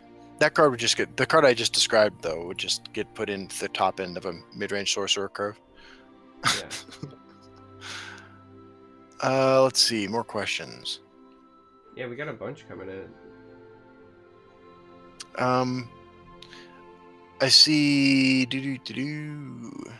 Socially Awesome Turtle, great name by the way, asks Charmer, what do you think is the next AoE coming to the game? Interesting. If we're talking about AoE removal, then that's a good question. I feel like we're kind of due for something in strength again that's not Unstoppable Rage. Like Burn and Pillage kind of got nerfed. Fireball's not really seeing anything. Yeah. Grotwood Ambusher is there. Believe it or not, strength is home to a very large number of AoE. It's just that with the exception of Unstoppable Rage, they're just kind of mostly not playable. And I feel like that's still an archetype that they're trying to support. So it wouldn't shock me if we get something in that vein. What that ends up being, I have no idea. Perhaps it's perhaps it's some sort of class card that's tied with strength, but what do you think of a warrior card? Say it costs 5 or 6, do 2 damage to all, 2 damage or 1 damage. I mean, this you got to be careful costing this. I don't have any idea how to balance this. Does 1 or 2 damage to all creatures, and the spell has drain. I mean, I'm perfectly okay with that. I did, in one of my episodes of The Forge a long time ago, I had toyed with the idea of actions that had lethal on them and actions that had drain on them, because I thought that those were interesting, right? When you think about an action with lethal, you could make it cost 3 and just do 1 point of damage. And it probably kills most creatures, but it won't kill things immune to lethal. It won't kill things that have a ward protecting them. There's all sorts of ways that makes it an interesting card, in my opinion. And the same thing occurs with drain on an action, right? Even if it's just deal 2 damage to a creature and that action has drain. I think that's an area to explore, and I could totally see that being a warrior card. Yeah, I think drain on spells is inevitable. Charmer, what do you think about Control Sorcerer using Restless Templar with sacrifice cards like Darker Breath, Cruel Firebloom, and Desperate Conjuring for heals? I've certainly went that route myself in the past, but if you consider something like Dark Rebirth, you're paying 7 to heal 5, and then just get a 5/2 out of it that you might or might not get future heals out of. That's a pretty big investment. It would be one thing if Templar had Guard or something, but I'm not seeing it being enough against those aggressive decks, right? I would still take Knight of the Hour over that, for example, every day of the week. I agree. Yeah, I've tried making that work without any success.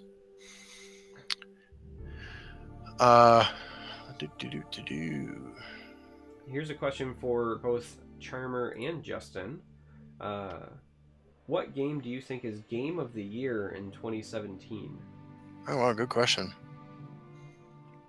So, look, I'll be honest. Legends is the game I've spent the most time playing in my life, and I love Legends. That said, I think Game of the Year is Divinity Original Sin 2.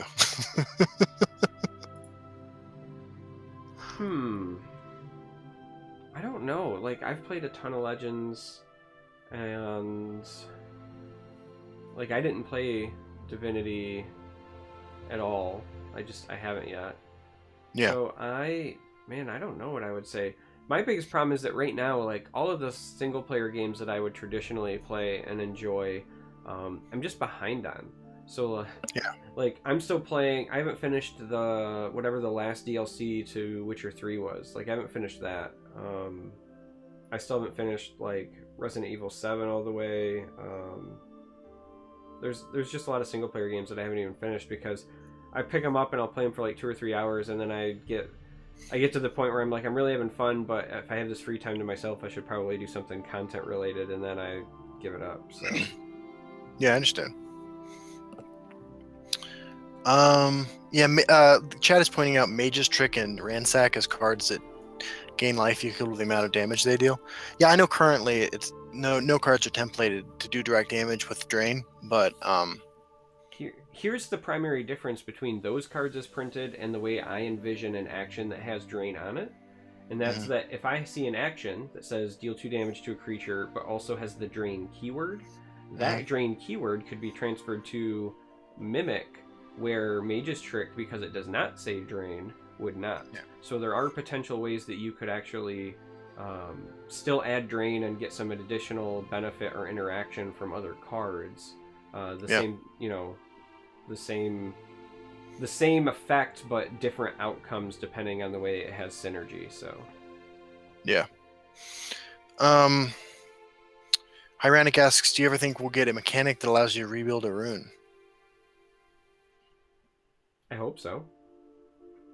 Do you? Like, I mean, I go back and forth on this one. Like today, I kind of feel like I hope we don't. I really feel like we do, but I hope that they're not like a real rune. Like in my mind, when it repopulates, it's got like a different color or a different piece of art or something, and I want it to either have no effect additionally or a different effect. Here's why I think that no effect is still fine. Other than it being a rune and breaking again, if you don't draw a card, if it doesn't trigger prophecy, it still gives you an opportunity to trigger, or it potentially gives like your opponent an opportunity to trigger things against you. But if they ever printed a mechanic like that Enrage thing I did a video on, it could trigger things like that on its own. Right. Also, the fatigue game comes to mind. Yeah. Right now the fatigue game comes down to when you run out of cards, it starts breaking runes, and even if that rune doesn't draw you a card or whatever, it could still potentially stall you for a couple of turns. I just want to see more cards interact with runes in general, though. I think it's a really interesting resource and mechanic. I agree. I'm stuck when it comes to new rune mechanics. I'm stuck on the fire rune, frost rune, poison rune type thing that we've talked about in the past. I will say though, I mean, like as far as how often fatigue happens, like I've played 2 games where the game went to the point where 2 games are constructed. I've had it happen in arena a handful of times, where people drew out their entire decks. Once I was playing a control mage deck where that was actually what I was trying to do to my opponent, and the other time I was playing against Dazer's Ultra Assassin deck, and I was playing Ultra Monk. And he drew out his entire deck on purpose. Like, it's really hard to pull off. I could potentially see fatigue starting to matter more if we do get more interesting cards like Merchant's Camel, though, right? Like, right now, it's the card pool is one of the main reasons. It's a larger deck size, too, but the card pool is one of the main reasons that we don't ever see the games go that long. But as we get more Ultra cards, as we get more Merchant's Camels, things like that, I could see it potentially being different, Yeah, I agree. Yeah, I mean, it's definitely possible. And a fatigue style deck is something that just doesn't really have the support to be built right now. Like, when I say I built a mage deck that was trying to put people into fatigue, I was just running a mage deck with like 35 removal spells, elusive schemers, and a hope and a dream.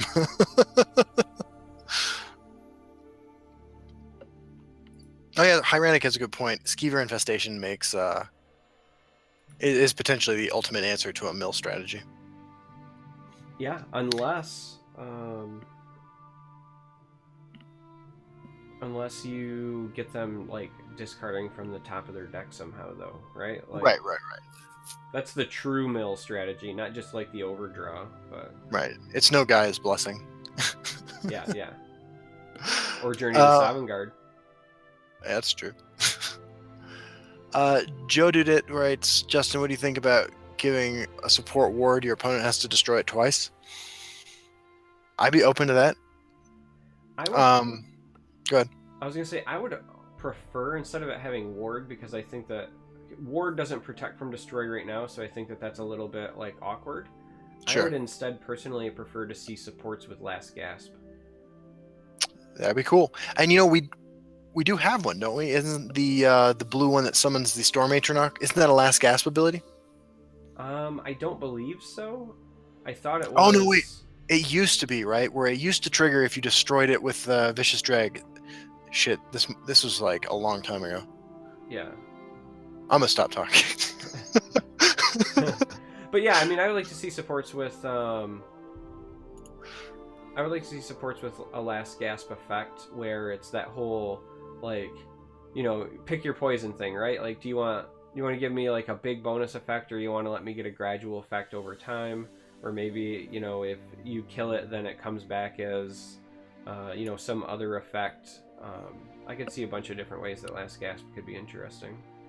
I agree. The comments in chat about support like revival or resurrection, that I think is inevitable. Yeah, I would agree with that. Something that either puts it back into your hand, or I would be interested in seeing what it was like if something put it directly into play. I agree. Yeah, I definitely want to see more discard pile interaction as the game goes on. You know, you know, obviously reviving Hisgrove, as Dumpster just said in chat, would be hugely powerful. But just the ability to, assuming that there are more cards like Scouting Patrol or Scouts Report and the Merchant's Camel that can put stuff into your discard pile, using that as a resource to cheat out support cards for cheaper or earlier, I think is definitely a strategy I'd like to try. So Semaphore asks, do you prefer Hearthstone style tournaments or Magic the Gathering style tournaments where you use a single deck and a sideboard? That's a good question. I prefer playing in Magic style tournaments with sideboards, but I think that Hearthstone style tournaments are much more interesting to watch. Yeah, I personally, I prefer, for a game like this, the Hearthstone style tournaments for a couple of reasons. One, from a viewer standpoint, I 100% agree. I think that they're more interesting to watch because you get more diversity. But Yeah. even when I'm playing in them, I like the idea of like having to craft and hone more than one deck, as opposed to just like beating my one deck over and over and over again. And I Sure. also miss, like, one of the things that Magic the Gathering allows you to do, because the resource system doesn't go up incrementally and you can put as many colors into your deck as you want, is Yeah. Magic the Gathering allows you to splash a color, right? And you just don't get to do that in this style of a game. So the decks feel, I don't know, like, I just feel like if there was a Magic the Gathering thing that was like officially supported and people were really trying to like break that meta and put their brains to it, I think that you're gonna end up with it being very much a mid-range slog fest with a bunch of just like, you know, hate or tech cards. But I think that a lot of the decks are going to look and feel and play the same, because this game is so very board centric and creature centric in ways that Magic can get away from. Like, Magic just has a different core mechanic in general. The pace is so much different in Magic. And you know, we've talked about sideboard and stuff a few times in the show, and I think that I've definitely come to the position where I don't think we should have sideboards for this game, because right now the way that hate cards, for instance, and the card pool in general is designed would not result in a fun experience if you could swap out 15 cards in your deck. Yeah, and I think that people also, you know, they don't understand how how much of your deck you're actually shifting out in a Magic game, right? Like Magic is a 60 card deck, but Yeah. realistically you're only running like 35, 36 actual like playable cards because the rest are Right. your resources. So when you consider that you're swapping out almost half of your deck potentially for certain matchups, Yeah. it's just like bringing a second deck anyway. So I Yeah. think that, you know, again, from like a viewer standpoint, from like forcing me to think outside the box, for all those reasons, I've just kind of grown to like the other format more. I agree. Wah. Are we caught up? Did we finally? I think we are. Any more questions? I mean, on any topic. You need help with the direction of your life? We can talk about that.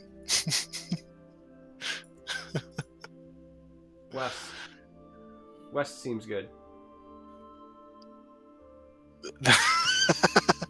That's where the gold is, my friend.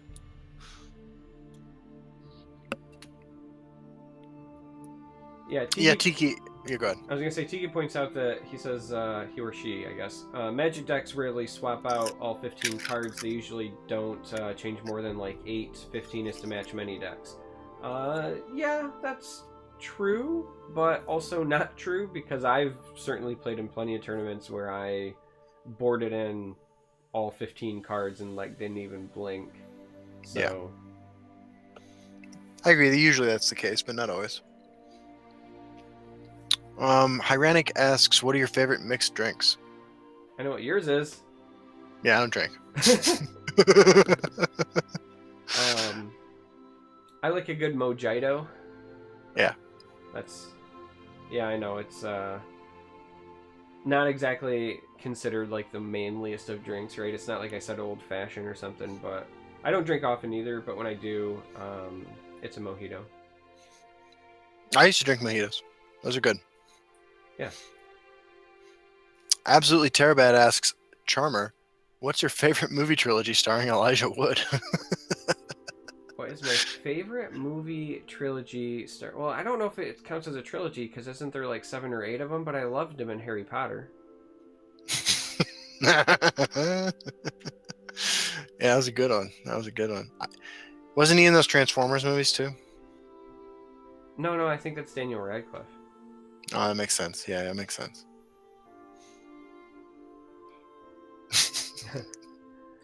we just won. Yeah. we won the internet today. Team Defiance asks thoughts on the new Blue Legend. We talked about it a little bit before, but I like it. I think that it certainly has a place in Control, and I actually think that it has the potential to have place in mid-range decks. I think there's a lot of power if you're playing something that is intelligence based and you're hitting that late game where you're trying to finish off your opponent. I think there's a lot of strength in potentially going Unkano into that card to pull your Atro to then play Atro on curve, right? Yeah. So, or yeah, if I think you're, it's really interesting. Yeah, I was gonna say if you're an assassin, find Tazcat or whatever your finisher is. Yeah. Joe asks, Justin, what's the longest you ever gone without playing Elder Scrolls Legends once you started? I didn't play from about a month and a half. I didn't play in May at all when my computer died, and I didn't play for a couple weeks in June. So about 6 weeks without playing. And then I only played maybe 30 games, maybe 40 or 50, I guess, most of which were gauntlets or arena runs in October because I got a promotion at work and have started grad school. But my schedule's sorted itself out a little bit now, so I'm playing more again. Soldier On wants to see the revealed card again, so I'll go ahead and put that out. Hyranic also asks, the Orville or Star Trek Discovery? I've been enjoying Star Trek Discovery. Neither, mostly because I'm behind and haven't been able to watch either one. But like, I'll tell you that I'm more interested in watching Star Trek Discovery just because like I watched some trailers for the Orville and it doesn't look bad, but I just kind of don't care. And yeah, Star Trek Discovery, I always feel like Anytime they try to do Star Trek, I think it's worth at least checking out. So I will at least do that and give it that level of respect. But I can't make an actual decision as of right now. Yeah, I agree. Mac Milanov asks, Charmer, should Direwolf do all class-specific cards be the same power level as Hissmage, Sower, Brahmin?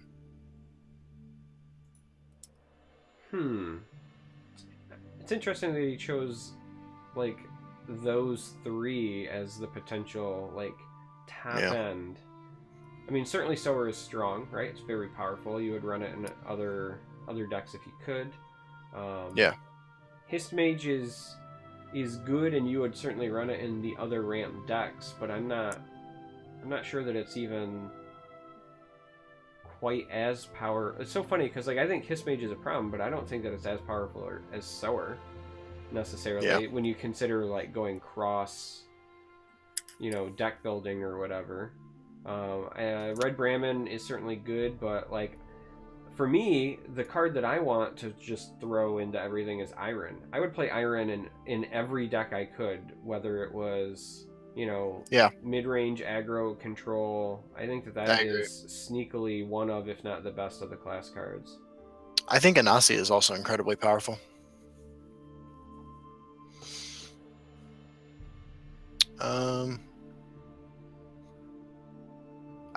Matt Husick asks or says, I think the non-competitive game content in the Elder Scrolls Legends is really great. Do you think they should, for example, put more solo arena kinds of content or even a legendary title to be achieved? Absolutely. I have definitely played more solo arena than any other content in the game. Even when I was hitting high legend, I still played a ton of solo arena. I think it's a lot of fun. A lot of the deck ideas I have taken onto the ladder were because of experiences I had with cards in solo arena. And I would love to see rewards for playing solo arena and solo content. Yeah, I mean, I'm not against more content for all player types, and more titles, more whatever to chase. Like, have at it. Let more people enjoy the game so that we can get more people introduced. And like, I'm never going to be against things that caters to certain audiences as long as as long as everybody's getting their due and getting a little bit of love. I don't really mind. That reminds me of something that people need to be aware of before the story hits. Assuming that it works the same way Fall of the Dark Brotherhood did. When you complete a mission for the first time, you can complete achievements in that mission. So this is a good way to cheese some titles like the Immortal in particular, or even just filling a deck full of orcs and restarting until your starting hand has Gortwog in it, so that you can summon orc after orc after orc from your deck. This is an opportunity to cheese some titles out of the game that are otherwise pretty challenging to get, so I would recommend that you try that. Yeah, that's great advice. Even more so if it's something you've been putting off. Tiki Shades asks, what green-blue monthly reward could bring assassin decks back to top tier? A competitively costed charge creature with ward. Yeah, except that's not likely and or healthy. Not fun, healthy, likely. No, but I mean, look. I mean, that would do it, right? Like, if you had like a 4-cost 3/2 with charge and ward would be broken. Even if it was a 4-cost 2/2 with charge and ward might even be good enough. Yeah, I agree. I mean, I know that's just a really bad Ash Servant, but yeah, at 3/2 it would definitely see play. Yeah. At 2/2, I'm not sure, but I don't think there's any way to cost that card appropriately. Yeah, for me, I would say that it just needs, I don't know, maybe just a hair more card draw at around like the 4-drop range. I think 4 is kind of like the weak spot right now. If you're playing like a tempo-based assassin, you want to start with your Skulks or Ward Crafters. They've got great 3-drops. They have great 5-drops with, Cliff Racer, Leaf Lurker, Sheer Point at 6, right? They have this great tempo lineup, but 4 is kind of like the weird spot. So You know, Oh, if you don't have your queen, you know, you're probably running like Murkwater Shaman or things like that. But if they gave you like a tempo-oriented card at 4, I think that's the sweet spot. Tell me what you think of this, man. I just inspired myself with this. A 4-cost creature, maybe a 3/3, maybe even a 3/4 if you want to push it. When an enemy creature is shackled, draw a card. I mean, it would certainly promote a certain archetype, right? Yeah. That could be fun. Yeah. It would really make something like Giant Noodle effective. Right. Like, you could draw so many cards on curve with that. Maybe. Yeah, I mean, like I'm not great at costing cards, but I like drawing cards, to be honest with you. So I don't want it to be missed, but we were asked, why is Trebuchet the best card in the game? Trebuchet is not as bad as it looks. I mean, it is bad. But and I can't honestly think of cards that could be added to the game to make it better. But I do think that Trebuchet is Are you kidding me? a reasonable arena pick.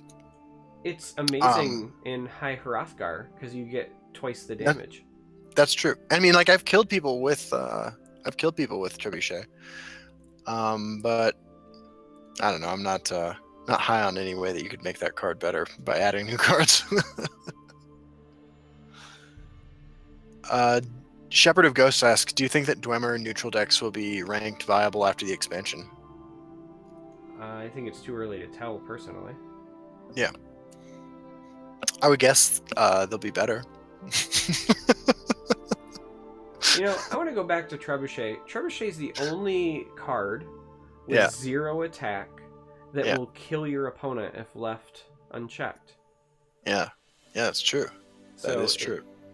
It's got that going for it. Yeah, that is true.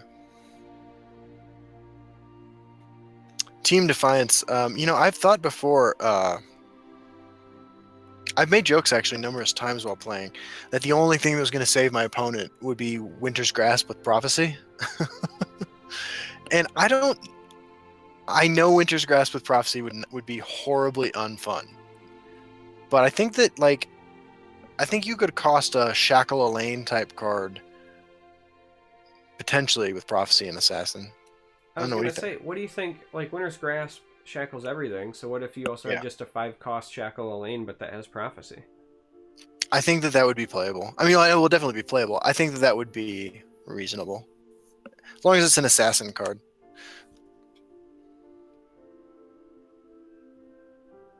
What if you had a support that said all giant snakes have Prophecy? I don't know about giant snakes. I know that tunnel snakes rule. Oh, we need Snake Tribal. We do. It's the only reason Kamigawa is worth anybody's time. You know what would be an interesting assassin card as well? Not that I think it would help. Well, yeah. I mean, it would be very tempo oriented. I wouldn't mind seeing something like a 2/2 for 2 that had a Pilfer of Shackle a creature. Because again, I'm trying to think about those like Pilfer effects that provide more utility, right? Yeah. God, imagine though, ringing that out on turn 1 and following it up on turn 2 with another one, right? Like, could you lose to another aggro deck? I think you could. I think that there are still enough, like, there's enough aggro decks that will run things like Firebolt. There's certainly decks that run like Charge. Yeah, that's fair. Silence effects. Maybe it's Shackle a creature in the same lane. Maybe that balances it. But I would like to, again, in my head, I just want to see Pilfer be like utility oriented as well as snowball oriented, because I think that's the only way that you're going to kind of like revive that mechanic, and that's reasonable in my mind for an assassin style card. Yeah, I can see that. I agree. What about a Murkwater who shackles? Yeah, it's called Shackling Harpy or Shrieking Harpy.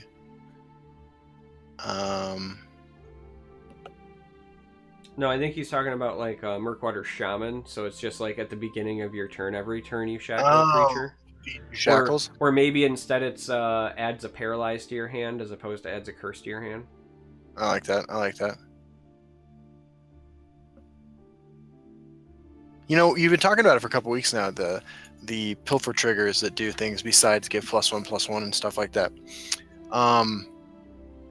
I'm getting more and more on board with this. I always thought it was a good idea, but like the more you talk about it, the more I'm eager to see some stuff like that in the future. So, the kind of person who could make that happen would be Paul at Direwolf Digital, aka Maricon. Oh, hey Maricon, I see you there in chat. He suggests Pilfer remove opponent's face paint. Americon, did you see our commercial? I need to know. Yeah, because if he hasn't, I will play it one more time. We got to pay the bills. We do got to get paid. That is a sponsorship that you can expect to see more of. By the way, Yes, definitely. We'll probably have to come up with a company name. Yeah. You know what? I'll tell you off the air. Yeah. Yep. All right. We do have on a serious note, what do you think is the weakest deck archetype currently? That's a tough question to answer. There's all sorts of deck archetypes that aren't playable, but like that's because they're not supported. Yeah. I would say creatureless. Yeah, there you go. Creatureless, definitely not supported. All right, so Maricon has not seen the commercial, and we do need to get paid. So one last time, just because it's also a crowd favorite at this point, let's go ahead and pay those bills. Let's do it. Hi guys, Brenton Mage here, the meme specialist. Now I know if you're like me, you've spent a lot of time on the ladder lately, and you've been thinking to yourself, what am I gonna do about that nasty Parthenax? That Parthenax that gets into everything. You're just out there, and there's the board, and into the field lane Parthenax goes all over the board. You probably tried the traditional answers. I know I have. You say to yourself, I'm gonna use some piercing javelin. That didn't even work. You couldn't even use it. So the next thing you try, you probably think to yourself, well, what about Edict of Azura? That's got to be a good answer to Parthenax. So you get some Edict of Azura down in there. And then you go to clean things up, and you just get the mess everywhere. It just spreads everywhere. The Parthenax goes everywhere. You can't do anything about it. Soul Tear comes. Parthenax is back on the battlefield again, and he brings all those super annoying shots with him. Well, fortunately for you, there's a brand new answer. That answer is Banish. I highly recommend Banish. One spray of Banish onto the Parthenax, and you're gonna be able to get that thing right off the battlefield. You take your creatures, you take your Banish, and then suddenly it's gone. It's gone. It's gone. There is no more Parthenax. Parthenax has been eliminated. But don't take my word for it, even though I am the fantastic Brenton Mage meme specialist. What you really need to do is try it out for yourself. Coming soon to a set near you, Banish.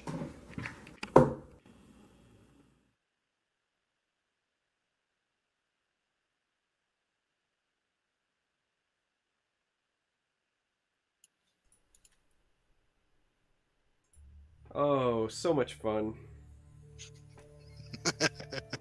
There's not a YouTube link yet, Semaphore, but there will be. Justin and I are both going to put it on our channels. Obviously, when the podcast goes up, it'll be there. And in case you missed it, we actually made 2 commercials because of a fun story that in the future we'll share the other commercial we filmed and probably the story behind it. And this one's been so well received that we're probably going to make more. Like, I think that's just a guarantee at this point. Yeah, Maricon, you might appreciate this actually. Sandra and I walked around downtown Denver in orc makeup filming for this other thing we filmed. Yeah. Like, we were down by the Contemporary Art Museum at the, right by that, the purple cylinder thing that's downtown that glows in the dark. And we walked into this building with a security guard and got kicked out. Yeah. I'm in the other one that we filmed, I'm in it. Yes, he is. He makes his acting debut. Make my acting debut, and I'm sure that I'll be in some more in the future now that we've figured out that we can collab. Right. We kind of have a process worked out now, so you can expect a lot more of that. Yeah, I learned what Google Drive is. Yeah. Speaking of which, you know that like you can just dump things in that folder that I gave you, right? It'll auto share with me. I did not know that. Yeah, that's totally like. Yeah. Anyway. Fair enough. Yeah, well, one of these days. Yeah, one of these days. Oh. Yeah, we'll definitely make more commercials, Ron. It might be a regular feature of the show from now on. Yeah. Drabberfawn535 writes, Scrib, a 1-cost 2/2 last grasp, add Scrib jelly to your hand. Scrib jelly plus 2 health to you or a creature. That sounds like the best 1-drop in the game. I mean, it's a 1-cost 2/2, and Yeah. you get to do something else. Like that's. Yeah. That seems really good. You know what we should do next week is talk about our predictions for Heroes of Skyrim cards and how right or wrong we were. Yeah, I mean, there's video evidence of us talking about some of them anyway, right? So There is. I was thinking that the reason I say that is that Scrib card made me think of just how wrong I was about Encumbered Explorer, right? The 2/3 that for one that shackles itself when it attacks. I very prematurely said that was going to be a really great card. I thought it would see more play than it did for sure. Yeah. But I also I think that we just didn't identify how fast the meta was going to get. That's true. Yeah, you're very rarely getting much value from that thing. Yeah. As long as this topic includes a commercial, I'll be happy. Yeah, I will. Yeah. Thoughts on Master of Arms no longer being playable? I don't think that's the case. Necessarily. So earlier, when we revealed the card and we were talking about it, the existence of this card doesn't necessarily mean that cards like Soul Terror, cards like Master of Arms and so forth won't still get value, because you have to get this card and play this card at the time that their graveyard has already had cards added to it that you would want to remove, right? So this card either has to now sit in your hand, in which case it might not be helping you on curve, and you're waiting to counter, or you might not draw this card before they get their combo going.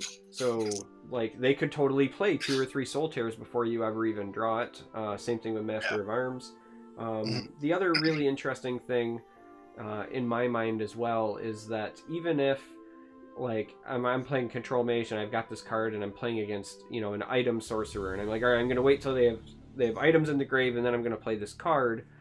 It's entirely feasible that might not just be a scenario that comes up. Maybe the items never make it to the graveyard and I died a Gardener of Swords because I have 3 memory wraiths in my hand and when I needed piercing javelins. So absolutely, yeah. This card creates some tension because it triggers once when you play it. You have to time it right. Like if you're truly your goal is to eliminate Parthenax, you need to do it more than likely on that turn that you destroy Parthenax. And its effect is going to be greater in theory. Its effect on the meta is going to be greater than the number of games it actually affects. Just because its existence is going to encourage people to think differently about building decks, and that's great.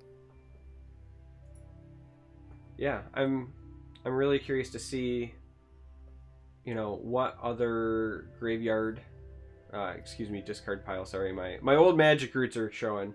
What other discard pile interactions may or may not also come out, because again, I think that this card has a good quality median value. Sometimes it'll be great, sometimes it won't. On the ladder, when it's like a best of one and you don't know what you're queuing into, it probably has room for some inclusion, but it could get much better depending on the kinds of decks that exist and the other cards that we see, and it could get much worse if those decks are no longer popular. So this certainly has that floating value that Justin and I were talking about, that is going to be really interesting to watch over the course of the month of December. I agree completely. Speaking of which, this expansion releases last day of November, right? Yeah, right. So, what's ladder gonna be like that day? Do you Oh, yeah, even that's a want to good point. venture on the last day of a month into the madness, or do you just wait till the first? Well, I mean, I think what is it going to actually look like? Like, I think that generally the trend is that when new content's added, you go with uh, linear strategies, right? Aggressive, usually linear strategies. I think that was not the case with Heroes of Skyrim, but I think that there was a lot of hype around dragons, and the obvious place for those was in Scout. But I think that the safe bet is usually to play a linear aggressive strategy. I mean, I wouldn't be surprised if you had great success the day the expansion's released with like goblins. That's an interesting take. Right, because like it's more difficult to build a deck full of answers when you don't know what the questions are yet. Yeah, I mean, the only reason I hesitate is because I immediately go back to the Fall of the Dark Brotherhood, where that was, unstoppable rage for like the first week, just because people were still learning about the card and how to play around that card, and it spread like wildfire, right? Like every time somebody died to a 25 health, swing, somebody else re-queued with that card, and it was like the fastest herpes outbreak I'd ever seen. And then after like a week, it drastically toned down. Like people got the gist of it, and they were like, "Okay, I know what I'm looking for. It's not a surprise anymore." I think part of that might have been due as well to I believe that Sword of Revenge came out like almost the same time, and so people were already on the warrior train, trying to make that a thing, and it fit nicely into that strategy. Yeah, I mean, it certainly fit into a lot of decks that were popular at the time, and I do think that helped. It was an interesting, that whole month was like an interesting, kind of case study on how a meta can shift, right? Because first it was like Sower hit, and it was orcs for, I don't know, like 5 days or whatever it was. And then Fall of the Dark Brotherhood hit, and like day 1 or 2 is kind of a mishmash, but then immediately after that it was like Unstoppable Rage had spread by that point, and it was like that for like a week, and then it just disappeared, and then it was all Control Monk for like almost the rest of the month, and then the Control Monk variants like went more and more and more greedy as the month went on, as everybody tried to have bigger nuclear arms than the person they were playing against. So Exactly. Maricon says that he won a tournament with Encumbered Explorer because the other entry was his mother, who is not very good at card games. I understand. When I was a kid, I used to play games with my mom that she didn't want to play, and she would let me win. Yeah, I developed a huge narcissistic complex, actually, because I thought I was a genius as a result. My mom would play like card games and stuff with me that were like with traditional playing cards, but anything that was like a collectible card game was always way too complex for her to try. My dad would play chess with me for a bit until I think I was like 10, and then I got to where I was consistently beating him all the time, and he just gave up. So that was like the extent. My board game experience with family was really when we'd have like extended family get-togethers, and I grew up with a family who's like 80% Marines. Once you go to my extended family, like all my cousins and uncles and whatever, so the go-to game of choice for them was always Axis and Allies, like old school Milton Bradley version, and that is like still to this day one of my favorite board games, period. I absolutely adore it, and I've got a lot of good memories playing that with them. Shunara asks, what do you think about a 3/4 for 4 that says reduce the cost of a card in your hand by 1? I think that card's playability is dependent entirely on its color or class, and in some colors or classes it would be reasonable, and in some it would be unplayable.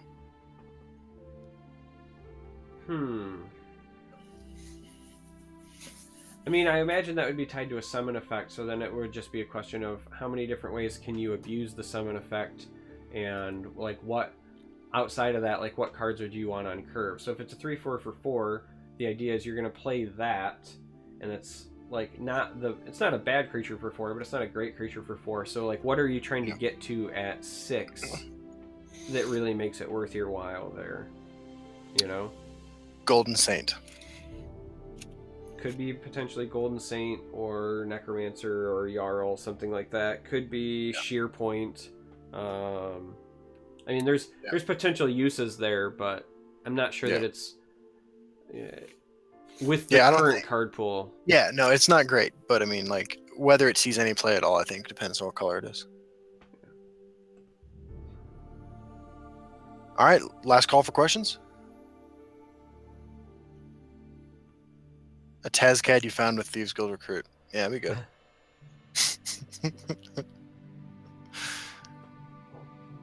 Wait, no, you still couldn't play it. Tazcad costs 9.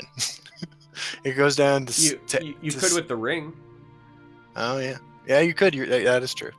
You could with a completed contract you got from your Brotherhood Slayer. You played at 3. How good, though, is a discounted Tazcad anyway, though, right? Yeah, like you've already won. yeah, exactly. What do you guys think about monocolor restricted cards? Like, I think that Mechanical Ally is a monocolor restricted card, I assume. At least functionally. I wouldn't want to see a card that you could only play in a deck that was only neutral. Or only strength, or only... Yeah. I would love to see cards that rewarded you for playing a single color. But more cards like that, but... Semaphore wants to know what you use on your beard. So I have psoriasis on my scalp and on my legs and stuff, so I just use this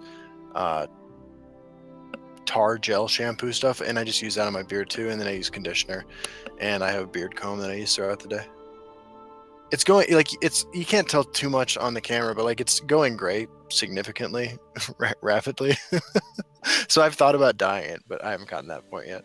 Yeah, I keep mine shorter, but that's just because, like, 1, my face gets really itchy, and 2, I like the low maintenance of it keeping short. But the only thing that, like, I put in my beard with consistency is pussy. Damn. Sorry, I hadn't had, like, one lewd or inappropriate joke all night, and it felt really bad. That's all right. Americon writes that you would have to have a Wisp Mother copy 3s reliably. Oh, you could copy 3s reliably if you had the 3/4 for 4 that reduced a card in your hand by 1. That is true. Hey, Americon, Thieves Guild Fence is one of my favorite cards that I've never been able to use very well. I really appreciate the cards like that because I keep putting it in decks and I keep building with it, and I haven't been rewarded yet, but the design is such that it makes me want to keep playing it. Yeah, I mean, I think that's fair. I think that it's a very interesting card because you think of all the possibilities and you think of the long-term value that it could get you, but then you remember its 3/2 body laughs at your desired long-term value. It does. Know? Like, I almost wish that it was like a 1/4 or something, just so that it didn't die as easy, but... I would definitely play, like... I think it would be a lot better as a 1/4. Yeah. I mean, it's definitely one of those cards that I look at with relative frequency and go like, all right, and how do I make you work? And I can't, but I keep thinking it, you know? Yeah. Semaphore says that's the point of beard oil. Yeah, I've used beard oil in the past, but I find like my hair is like soft enough that if I just use conditioner, like it's fine. I think he was making fun of me because I say that it gets itchy, but again, like I just keep it short to avoid that, and then I don't have to worry about it, you know? That's fair. Don't let people know you like that it exists. You'll get torn apart in here. At Artist X. Wait, what do I miss? He's Artist X said that he liked the card that we revealed, so... Yeah. Well, look. I'm just going to lay down some cold, hard facts right now, right? About CVH hating this card. No Legends content creator has been worse at judging cards before they're released than CVH. He's got a long track record of being wrong. So, If you're excited about the card, be excited about it. Even if it turns out to be bad, be excited about it because it's different, new, the art's cool, and you can play it and have fun with it. Don't listen to me, CVH, Charmer, or anyone else to tell you what's good and what's not good, because we don't know what's good. We know what we like. Speak for yourself. I know exactly what's good. I stand by my mud crab is OP rant from earlier. Fair enough. Let me also go on record as saying I personally hold you accountable for this card being bad now because you said that out loud. You've officially jinxed it. Man, other than Encumbered Explorer, I have a great track record of naming which cards are good and bad. Here, we'll show it off again just because we got some people asking. So Sure.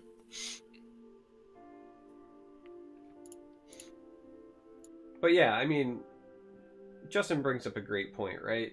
Regardless of, who says what about any card, at this point, one, we haven't seen nearly enough stuff from the new set to make any sort of actual prediction. Everything that we're saying right now is like in the context of the existing cards that we know about. And two, plenty of people have misjudged things in the past, myself included. Like play things, test them. Like that's how new and exciting and unique decks come about, and also that's just part of the fun of card games, right? Yeah, absolutely, man. Absolutely. Yeah, Nebelheim, perfect example. I remember when streamers said House Carl is unplayable.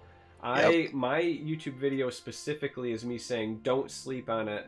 It is not a worse Ayla's Huntmate, because that was the large scale consensus. Not everybody was there, right? But a lot of people were saying that Ayla's Huntmate was strictly better because it was not a class card, right? You could go into any strength deck and it had better stats once you did the Beast Form trigger.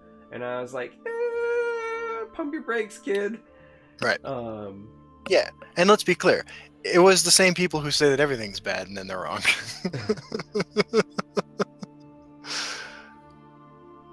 I mean, the truth is that different people have different skills when it comes to the game, right? Like some people go out there and spend a lot of time losing, because they really want to innovate and they want to play something different. That's important to them, and that's one of the things that they get out of the card game experience. Those are not all the time, maybe not even frequently, the same people who are really good at playing the game, who pick up other people's decks. Like you could hand Charmer and I. Like, Charmer and I both love building new decks, but you could hand both of us the same deck, and Charmer would win more than I would because he's a better player than I am. But I have probably, and maybe I'm wrong here, but I've probably taken more ridiculous ideas onto the ladder just to find out if they work. I would say yes, but I would also say you might be shocked at how much I have taken on casual off stream and not on videos and just bombed horrible. In fact, I was just thinking that the other day, like, it's a good thing that I am not as recognizable as like you or CVH or whatever, because as many times as I have put utter shite on like casual, I'm surprised that somebody hasn't like posted about it or hit me up on Twitter and been like, dude, what even was that? Like, so I hear you. Yeah. And I didn't mean throw any shade your way. Like, no, it wasn't shade. I'm just saying that I hide mine with shame. I actually am envious of your ability to just say, like, yeah, I did this. It took me a long time to start putting those kinds of videos, up on my YouTube channel, because I was like petrified, and like now I don't care, but I've put a lot of really utter crap on casual. Hey, thanks for joining us, Maricon. I appreciate it. And this expansion looks great so far, and I'm really excited to see more of it. Yeah, as always, thanks, Paul. You're always welcome here, both in chat and on the cast. Wink, wink, nudge, nudge. Yep. That was a good show. Yeah, this is a great show. I do want to point out one last thing that I saw. It wasn't necessarily a question, but Slowdra said the card doesn't even need to actually see play to have an impact on the ladder. And I really also like that about this card. Yeah, exactly. I think that is certainly true. Whether the card itself is good or not, the existence of the card, I think, will definitely impact things, at least in the short term after the expansion launches. This is a theme we touch on a lot in the show, which is that the perception of reality is a lot more important than the actual reality of it. In this case, this card's existence will change things, whether or not you ever lose to it. Yeah. Also, somebody else in chat had said that they can't wait for the premium art, and I couldn't agree more. I think this card's going to be gorgeous. I agree. So we got some pretty exciting stuff planned for the future of the podcast. Yeah, we do. We definitely do. So you guys want to make sure that you stay tuned for future episodes, future announcements, all sorts of fun stuff. Next week's episode should be on its regular Friday schedule. I have classes every other Friday, from 4 to 10 Friday night, and from 8 to 5 Saturday, and from 8 to 3 on Sundays for grad school, because I am an idiot and decided to enroll in grad school while working full time. Yeah. As somebody who has done that, right? I did all my grad school while working full time. I can tell you, yeah, you're an idiot, 100%. Yeah. Take that shade, Justin. I'm trying to catch up, man. Like, you've accomplished a lot more in your life than I have. I know, not even a little bit. I all I did was like not die, and that's about it. It's one of my greatest accomplishments. Yeah. Awesome. Well, hey, thanks to everybody for joining us. This was a lot of fun. Yeah, this was fun. I look forward to what we can do in the future. Absolutely. And don't forget that the Heroes of Skyrim only gauntlet is this weekend. Should start tomorrow, Saturday morning. And my only advice for that would be either play East Empire Crafter and Skeletal Dragon, or play Arrest. Or, and just hear me out, gang. Yeah. Or you could go play the ladder and grind while everybody else playing East Empire Crafter and Skeletal Dragon are doing the event, because the people who play that deck are spikes anyway, and you'll be dodging them on the ladder, so you might be able to go up a rank or two with a lot less headache. That's a really good strategy, actually. just play the game, whether it's the gauntlet or the ladder. Just play. Yeah, play Solo Arena, man. All right. All right. See y'all. Every week we end this with laughter, right? We do. We're stupid. Yeah, it's because I think we awkwardly don't know when to end ever. No, I know. So yet again, we failed at having a 50-minute episode. Yeah, these are supposed to be an hour, gang. We're like 2 hours, 2.5 hours deep. Whatever, no big deal. Yeah. All right. See y'all on the ladder.